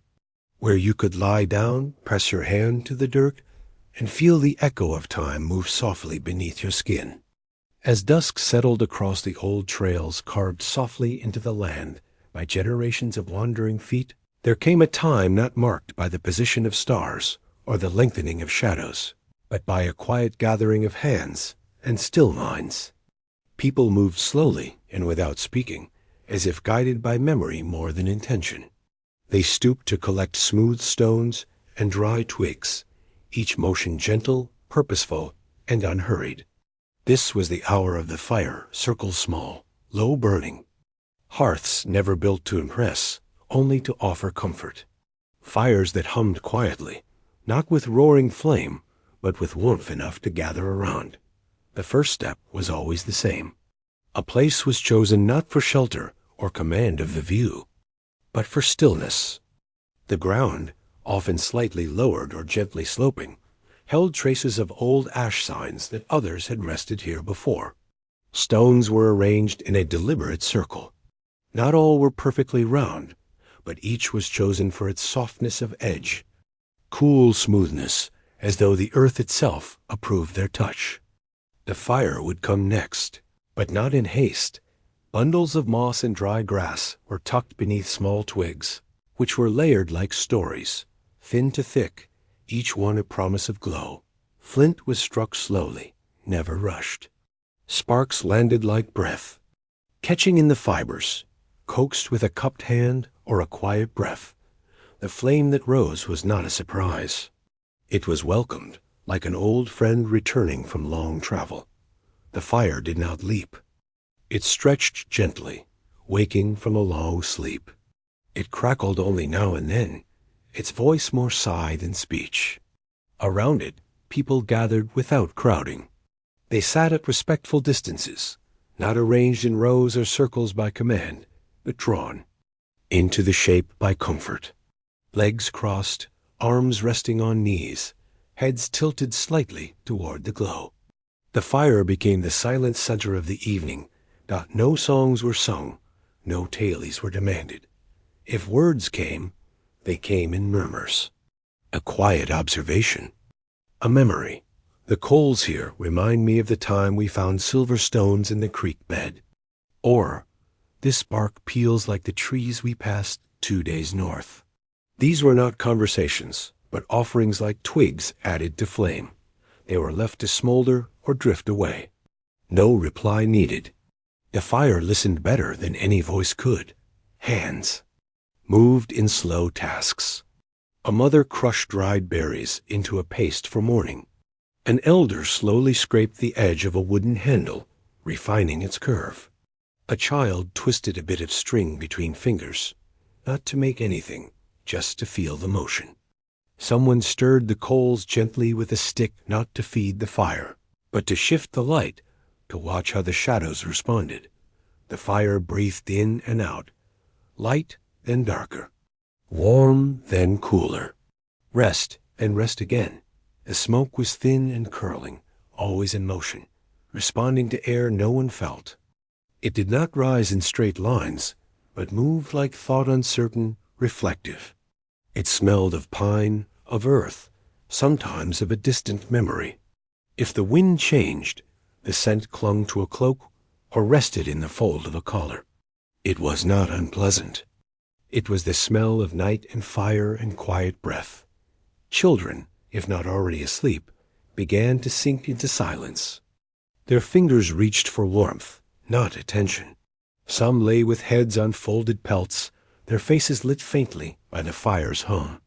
One child watched their hands shadow dance on a stone, blinking slowly, then letting their eyes fall shut. There was no call to sleep. It simply arrived. The fire did not blaze brighter as darkness deepened. It remained as it was, steady, gentle, enough. Its light did not claim the trees or chase the stars. It made a soft center, a breathing space for those gathered. People leaned back, shoulders loosening, feet warmed by the soil beneath. No one was in a hurry. Night was not something to escape, but something to be with. Every so often, someone would add a small stick or stir the embers, not out of need, but to share the care of the circle. The coals glowed in shifting patterns, deep orange, pale gold, flashes of red that faded quickly. The light revealed lines on faces, worn smooth by wind and time. It flickered on the rims of water skins, the edges of stone tools, the curve of a sleeping animal's back. The circle was more than warmth. It was a shared rhythm, the pace of breath, the hush of presence. Even when no one moved, the space was full with memory, with watching, with rest. Fires like this had burned long before and would again. There was a sense that the fire knew its place, and that people, too, remembered theirs. No one ever sat in the very center. That space belonged to the fire, to the stillness. It was not to be crossed or stepped over. It held something sacred, not in ceremony, but in feeling. A respect passed down not in words, but in gesture. The fire's space was a heartbeat, a slow, steady center that anchored the night. And when the fire grew low, no one forced it to shine again. It was allowed to dim, to rest, just as the people did. When the last ember blinked into ash, and the smoke faded to memory, the circle remained. A quiet place on soft earth, warmed by presence, cooled by the passing night. Above, the stars turned slowly, not watching, but simply existing, like the fire, like the people, like the silence between them. Their light did not interrupt. It joined. It shimmered along the edges of the stones, touched the brows of those sleeping, and continued its long journey across the sky. The fire circle rested now, ready to begin again, somewhere, someday, with hands, with stones, with quiet. The air was quiet where the reeds grew tall, their slender stalks leaning ever so slightly under the weight of a gentle breeze. Each blade swayed in rhythm, not hurried, not still, only existing in the soft pause of the morning light. The ground was firm but forgiving beneath the slow tread of ancient feet, and the breeze, with its cool breath, stirred the surface of a nearby stream that moved like silver thread laid upon the earth. The reeds made no sound at first, but then, as one listened closely, there came a soft rustle like linen brushed by a hand in passing. The sound didn't rise or fall. It lingered. In the spaces between each reed, the wind wove a gentle song, quiet enough to disappear if one focused too hard, but present for those willing to simply notice. The stream curved gently, slipping around smooth stones and carrying with it a memory of melting snow and distant mountain ice. Its waters were clear, so clear that the sky above seemed to repeat itself in the reflection below. Small ripples caught the sunlight in patches, dancing quietly across the surface, like thoughts skimming a half-asleep mind. Nothing rushed here, and nothing demanded to be known. Above the stream, birds glided low, not to hunt, not to land, but simply to ride the air that hovered over the water. Their wings did not flap. They drifted on invisible pathways, following the stream's own unspoken language. Their reflections traced along the water, beneath them like faded ink on parchment. Along the banks, patches of soft moss and pale grass lined the edges, cushioning every footstep. Here, the earth felt older than in other places, and softer too, as though it had been worn smooth by countless silent visitors before. It gave beneath the weight of a foot, only to return gently to its shape once the step moved on, as if offering passage and then releasing the memory. Stones peeked out here and there, worn by centuries of water and wind. Some bore lines as if carved by time's own slow hand. When touched, they felt cool, not cold, but steady and still. Their texture was not harsh, but polished by patience. Some of the stones, when tapped softly with fingers or smaller stones, let out gentle notes, hollow, distant, and low dot. It wasn't music as humans know it, but a resonance, a kind of response like the earth acknowledging presence. Tap, dot, dot, dot, pause, dot, dot, dot again. The sound would echo faintly and then be swallowed by silence. These were the murmurs of land and water, the conversation of forms that did not speak in words. And in the open spaces between reeds, the wind curved downward to touch the stream. It made small patterns on the water, forming lines that broke and returned. A feather floated by, caught in the slow motion of current, turning gently as if it had nowhere it needed to be. Further downstream, the path widened. More reeds gathered there, clustered like thoughts at the edge of dreaming. Their movement was subtler now, just a shift, just a hush. The stream's voice grew softer too, its bubbling folds turning to murmurs and sighs. A lone leaf, golden and dry, fell from a low bush and landed on the water's surface. It didn't sink, it drifted. As it moved, it twirled and circled in eddies too faint to see but easy to feel. It floated slowly, a passenger in a story told by wind and stream and reed. Now and then, the stream would part to one side, forming little pockets of still water. In those calm mirrors, the sky rested without a ripple. One could see a single cloud drift past, or the faint reflection of the reeds swaying above. Sometimes a bird paused at the edge, dipping a beak or ruffling its feathers, then lifting off again in silence. In these moments, even the air seemed slower. The light, filtered through mist and morning sky, took on a silvery hue, neither bright nor dim, just enough to soften every outline. The reeds no longer moved individually, but as one, like a quiet breath rising and falling. Somewhere near, a streamlet branched off, thinner and lighter in sound. It giggled over pebbles, as if whispering secrets to the moss. It didn't last long, only a brief song, before it met a shadowed hollow and disappeared into the earth again. Its presence lingered, though, like a melody one remembers just before sleep. Near the edge of the reeds, the scent of damp grass and ancient water filled the air. It wasn't strong just enough to root the moment. The kind of scent that makes you stop and close your eyes, even if only for a second. And when your eyes opened again, the world felt softer, as if drawn in pastel and hushed tones. Time in this place did not pass in hours, but in movements. The bend of a reed, the turn of a feather, the slow swirling of a leaf on water. There was no urgency, only unfolding not far in the distance. Where the stream met a low bend in the land, the horizon shimmered slightly with the suggestion of sunlight. Not a glare, but a glowworm and far away, like the promise of day that does not need to arrive too quickly. A stone sat half buried near the water's bend, its flat surface marked by small dimples where ancient hands may once have rested or shaped or listened. Around it, tufts of grass leaned inward, almost protectively. It was a place that invited pause. If you sat there long enough, you might forget the shape of urgency. You might begin to hear the spaces between sounds, to notice the weight of stillness. You might feel the reeds speaking, not in words, but in their movement. You might remember what it feels like to let the earth cradle your steps.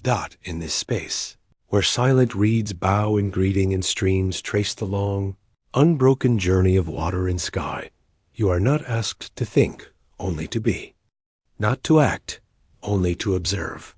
Not to remember, only to rest. Let the water's path guide your breath. Let the reeds show you how to bend without breaking. Let the quiet teach you that you are not separate from the landscape. You are part of its gentle unfolding. The wind had softened its voice. Along the edges of a shallow stream, curved like a slow question mark across the land, the air stirred gently, as if unwilling to disturb what had already fallen into rest. A piece of driftwood, long and pale, from seasons of travel, lay caught between two stones at the water's edge.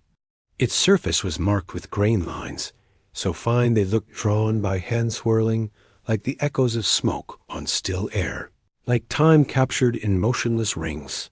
Nearby, low hills gathered into soft folds.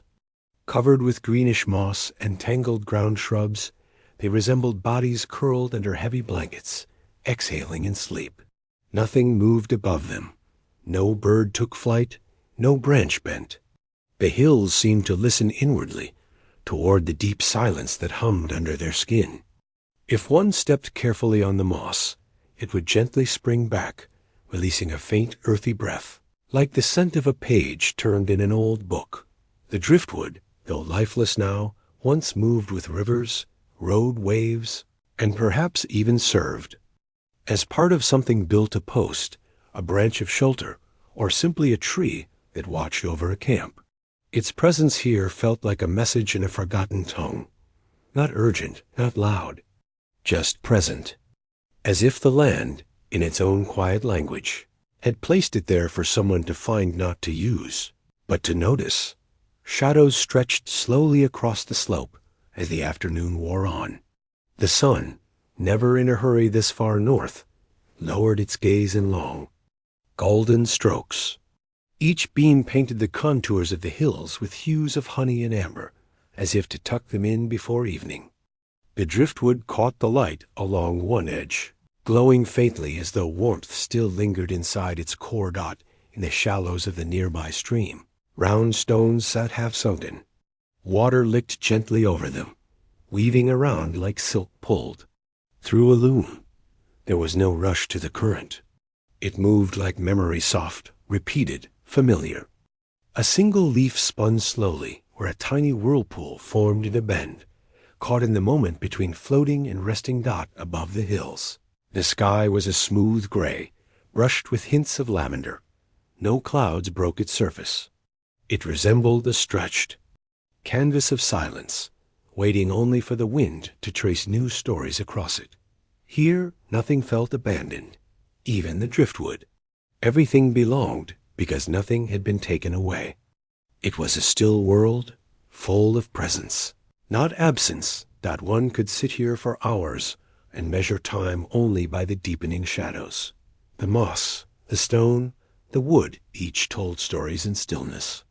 If you pressed your ear to the driftwood, perhaps you would hear the low, humming memories of riverbeds, of rain on bark, of nighttime journeys on wide, starlit waters. Or perhaps you would hear nothing at all, and that would be its own kind of message too. A few blades of dry grass leaned toward the stream. Their tips touched the surface, but did not bend it. The balance between motion and stillness here was delicate, as if the land itself were breathing in and out through invisible lungs. Even the light seemed to hesitate before landing, hovering.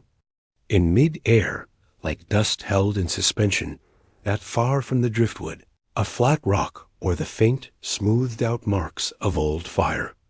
Charcoal flecks remained, nestled into the stone's grooves like the final punctuation marks of a sentence long concluded. Perhaps someone had rested here long ago, warming their hands, oiling roots, or whispering stories in low voices while the smoke curled upward. The hill would have watched, silent and steady, as it does now. To walk here was to be forgiven your footsteps.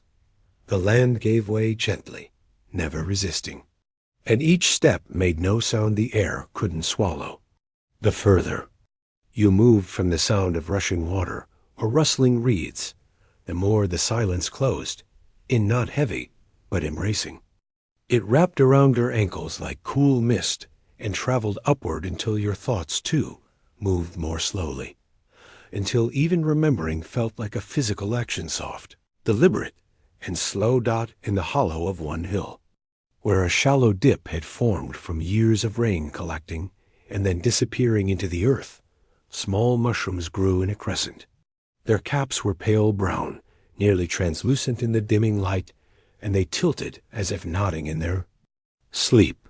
A beetle made its quiet path between them, and a tiny breeze rippled the moss nearby, revealing a patch of exposed stone shaped like a palm dot. As twilight approached, the hills seemed to deepen, their shadows layered like folds of dark fabric pulled over sleeping forms. The driftwood no longer gleamed, but rested in silhouette, its shape now more suggestion than object. The stream reflected less and less, as if even the water had chosen to dim its brightness for nightfall. Not no calls from animals, no footsteps from travelers, no cry of birds. Just the patient land and the memories it stored in silence. The air carried the faint scent of earth and decayed wood, like the first breath after waking from a dream you're not sure was your own.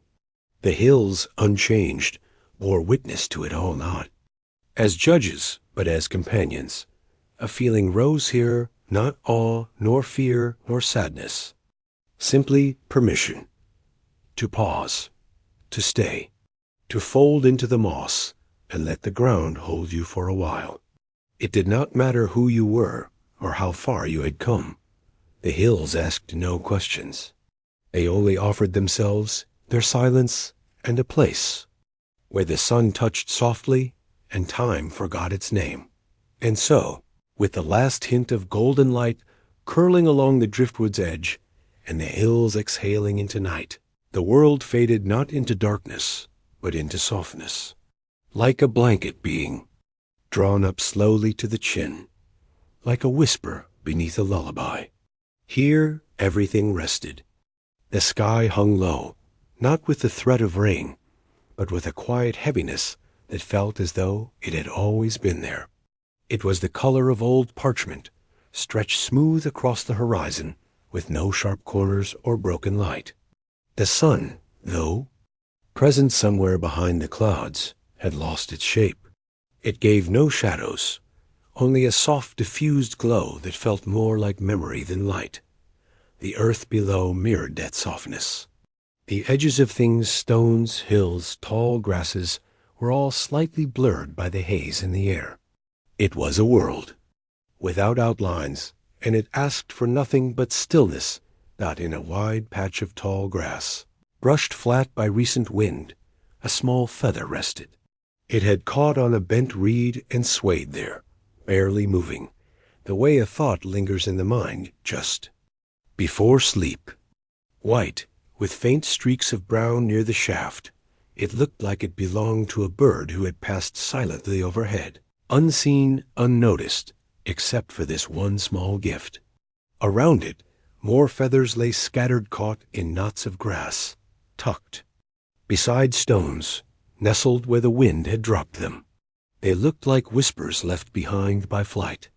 The ground here was soft and dark, padded by years of fallen leaves in quiet decay. Walking across, it was like stepping on folded cloth.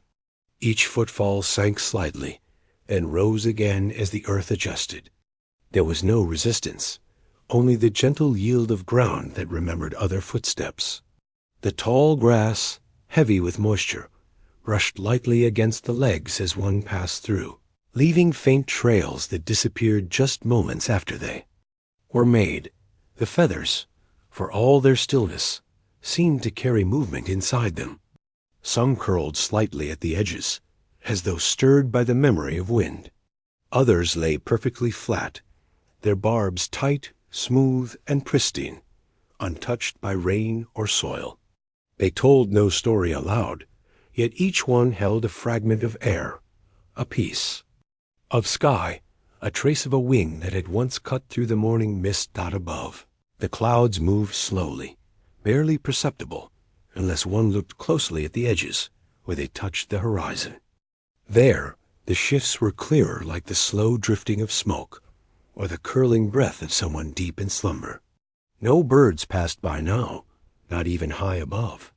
It was as if the sky had closed its doors for the day, wrapped in its own quiet, cloudy thoughts. The breeze, when it came, was not cold. It drifted along the ground instead of above it, gliding gently like a hand over fabric. It did not shake the leaves or disturb the feathers, but passed through them, acknowledging their presence and moving on. The sound it carried was faint, like a sigh exhaled across a vast plain. In that sound was the murmur of distance, not loneliness, but space. A kind of freedom that didn't ask to be used. The feathers caught bits of that freedom. Even lying still, they seemed to remember. The air. Their gentle curves and fine tips were shaped by motion, not made for it anymore, but shaped nonetheless. Each one pointed in a slightly different direction, like compass needles drawn not to the north, but to somewhere much quieter. A place where movement was gentle and unseen, where journeys left no trail dot. At the base of a large stone, a cluster of small feathers had gathered. Perhaps the wind had curled them there, or perhaps they had simply chosen it as a resting place.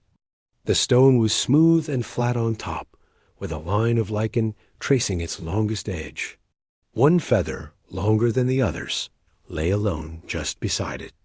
It curved like a question, like something waiting to be asked, but never spoken aloud. All around, the grasses swayed with such slow rhythm that time itself seemed to bend. It was hard to say how long one had been standing here, 10 minutes or an hour. The difference didn't matter. Nothing here asked to be measured. Even the clouds above did not shift fast enough to mark progress.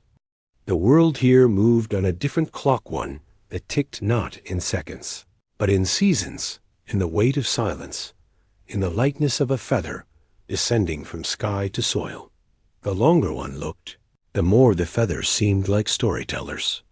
They spoke of places unseen, of skies far away, of branches touched and then left behind. Each feather was a fragment of something whole, and yet, lying here, they felt complete. Not broken, not discarded, just arrived.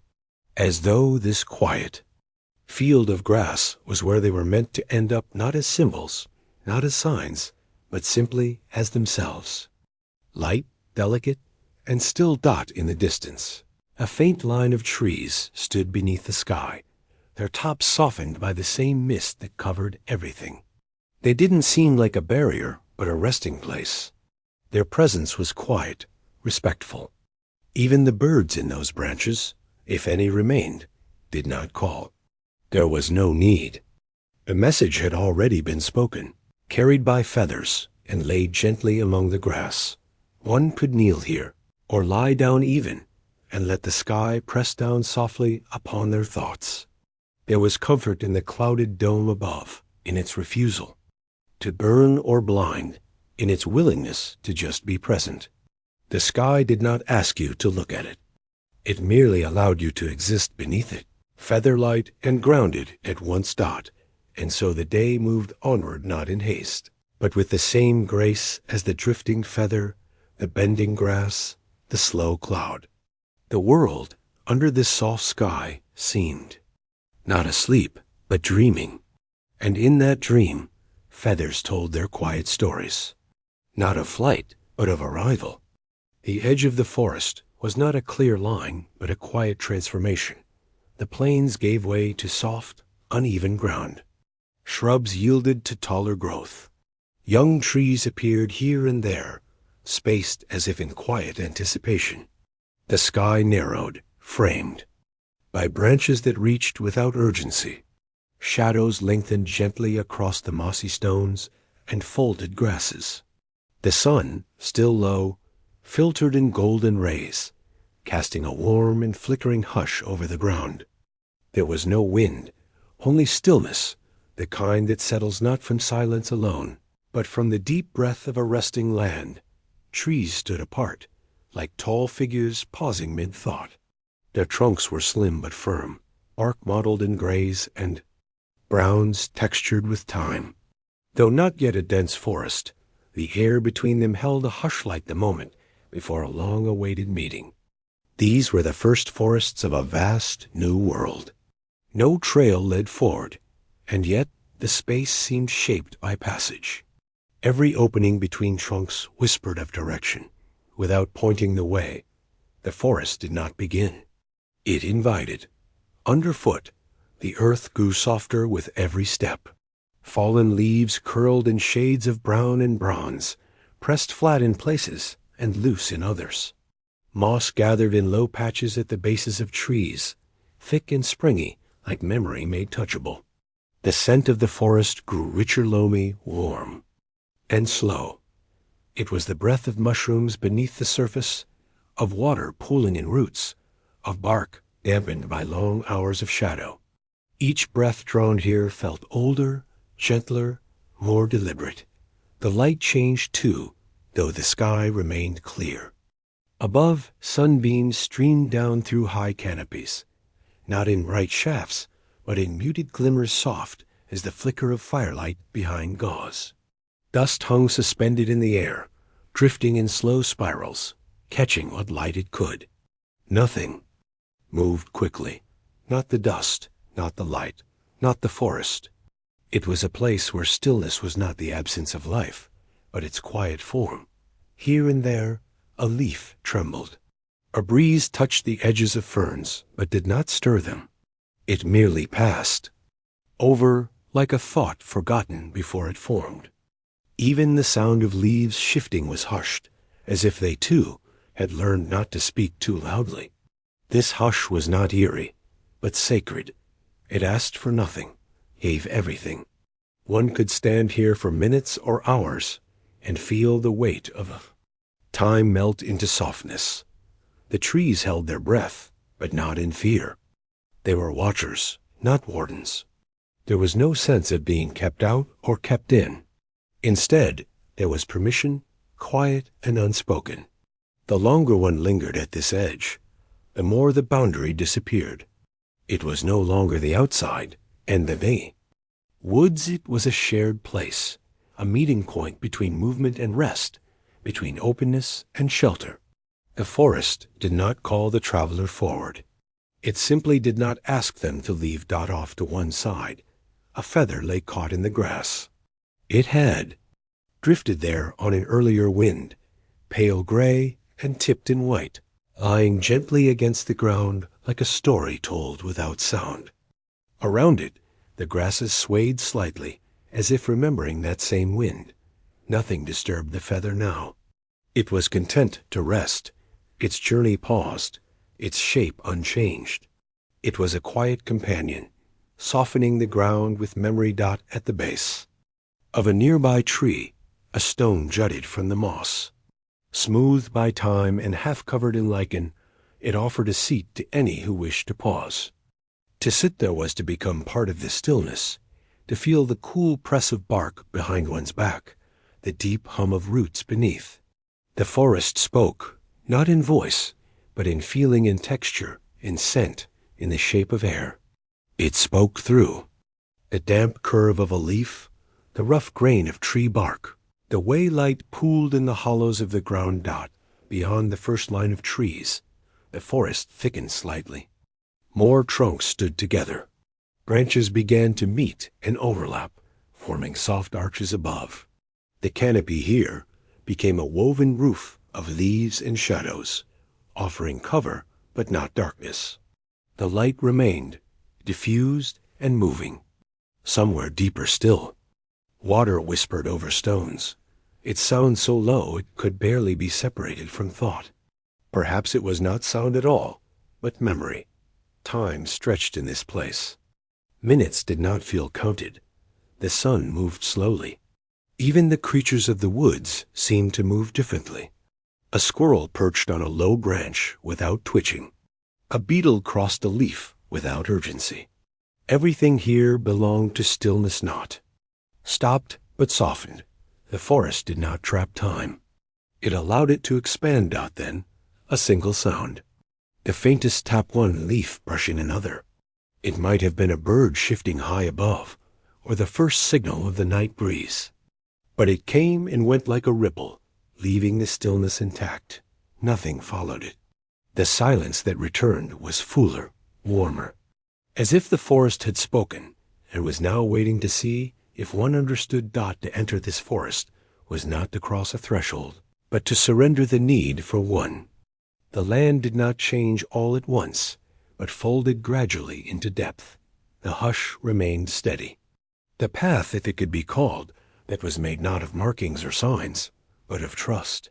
One step, then another, without explanation or demand. So the traveler stood at the edge.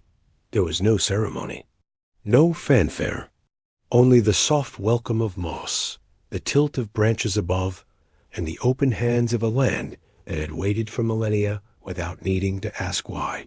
The stillness before forests was not emptiness.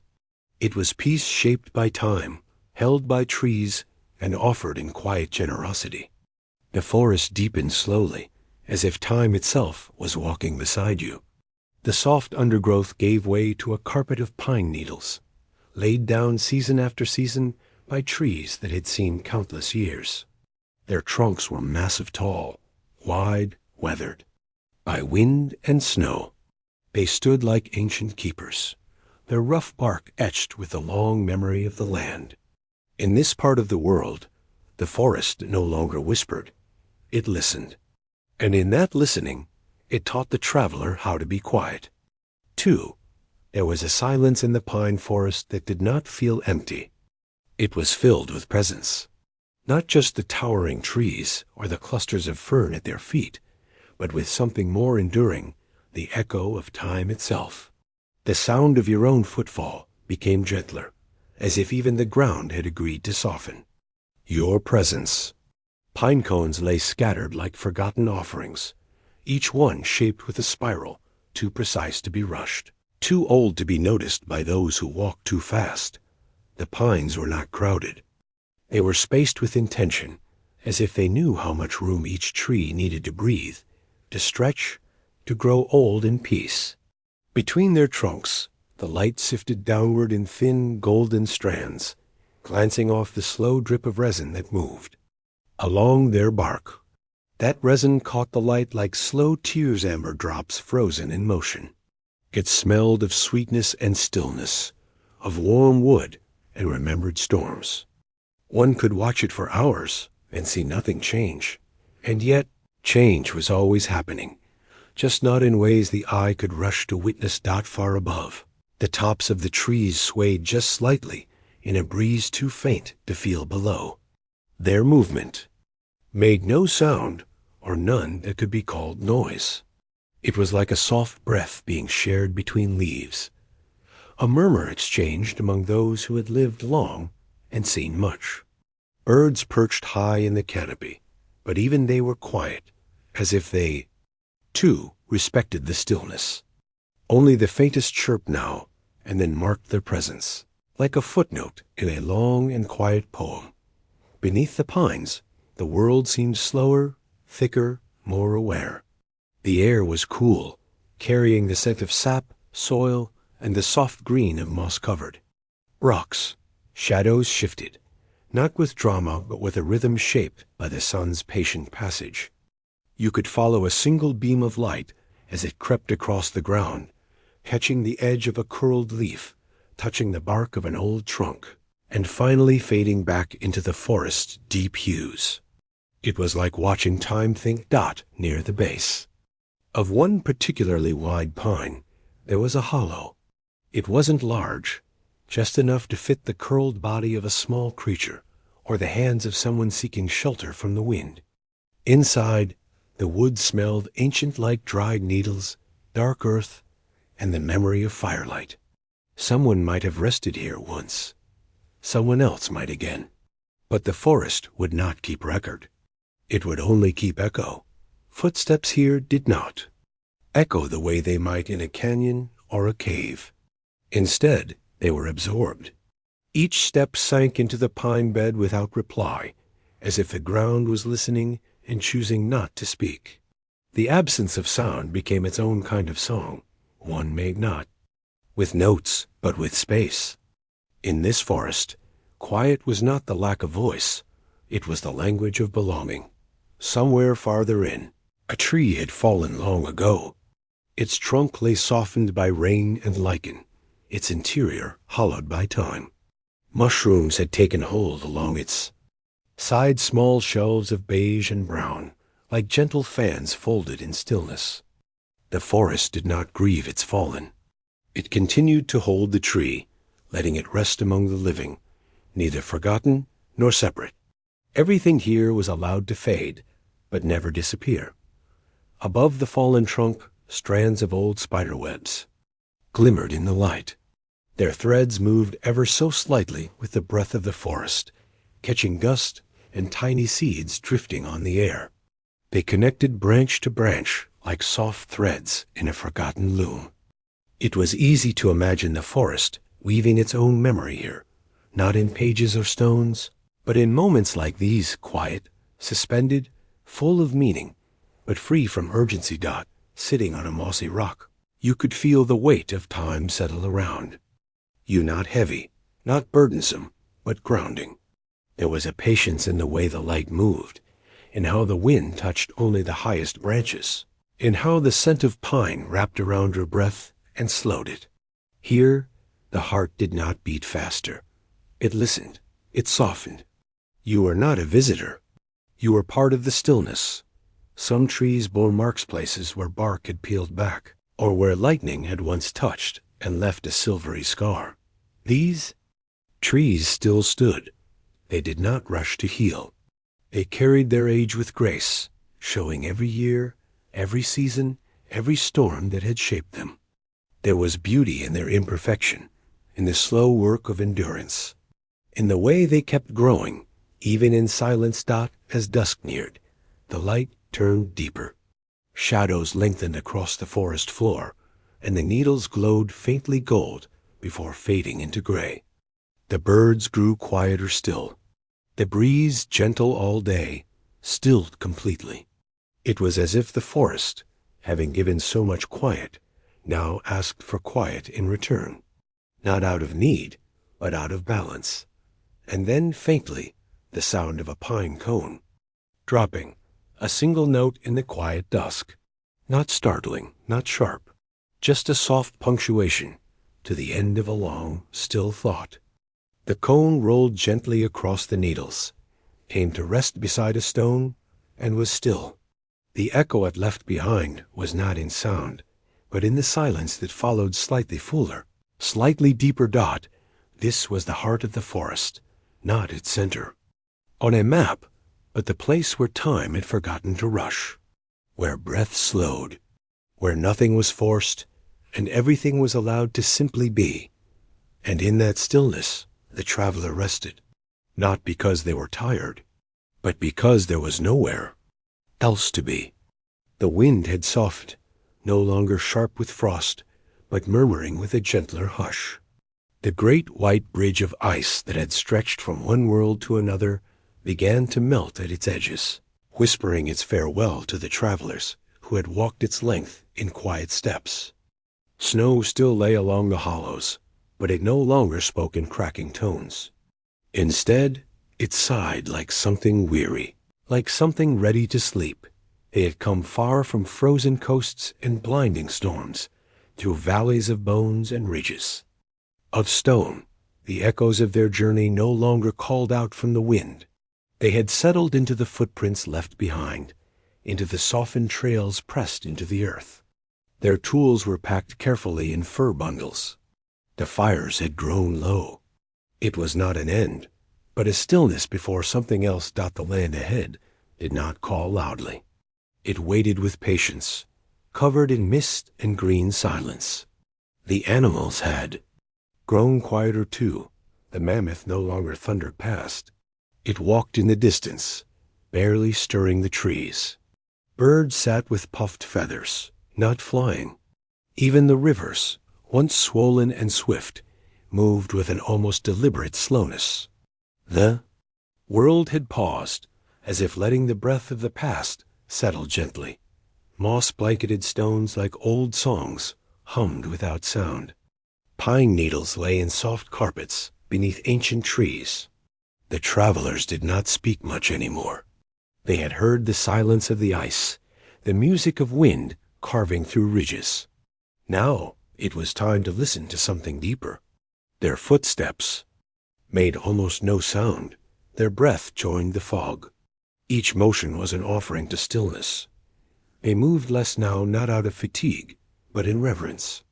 The earth beneath them was no longer just something to cross. It had become something to feel. Each patch of soil held memory. Each bend of branch or bone in the forest's edge hinted at stories older than language. It was as if the ground itself remembered, and by walking slowly, they could remember too. The days grew longer, not brighter, but stretched in a soft glow that came from no visible sun.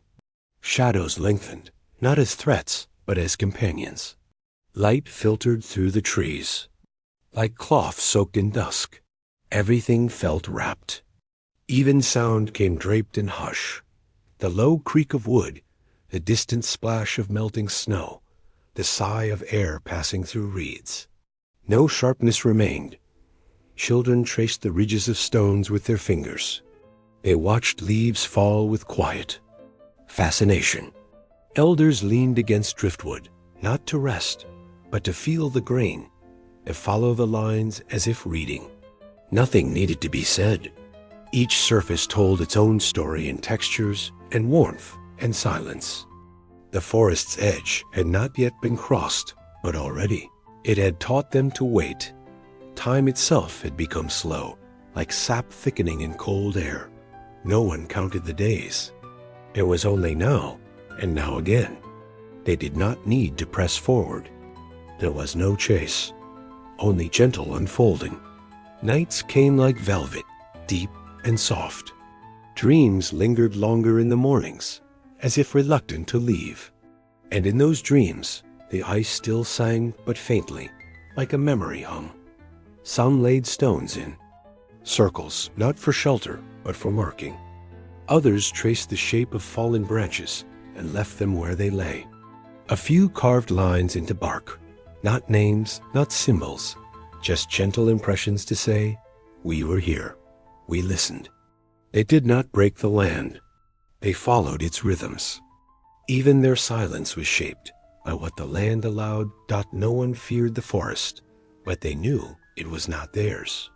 They would enter slowly, as guests, perhaps as children.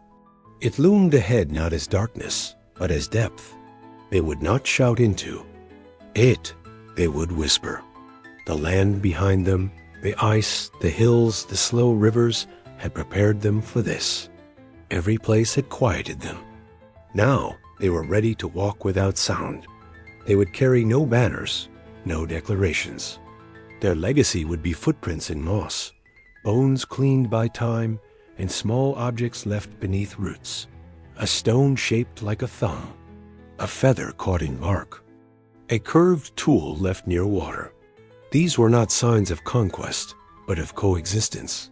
They would not mark history in battles. They would mark it in pauses, in kindness to the land. Now, as the last breaths of glacial wind fade and the final snowflakes settle onto the soft earth, we stand at the threshold of a new land, but there is no need to move forward just yet. Let's remain here, where the journey rests and the silence deepens. The ice no longer calls, and the wind has ceased its whisper. The hills have gone still, and the forest waits without urgency. You are wrapped in fur-lined memories, cradled in the gentle arms of time. Feel the ground beneath you, soft with moss, cool with the memory of snow.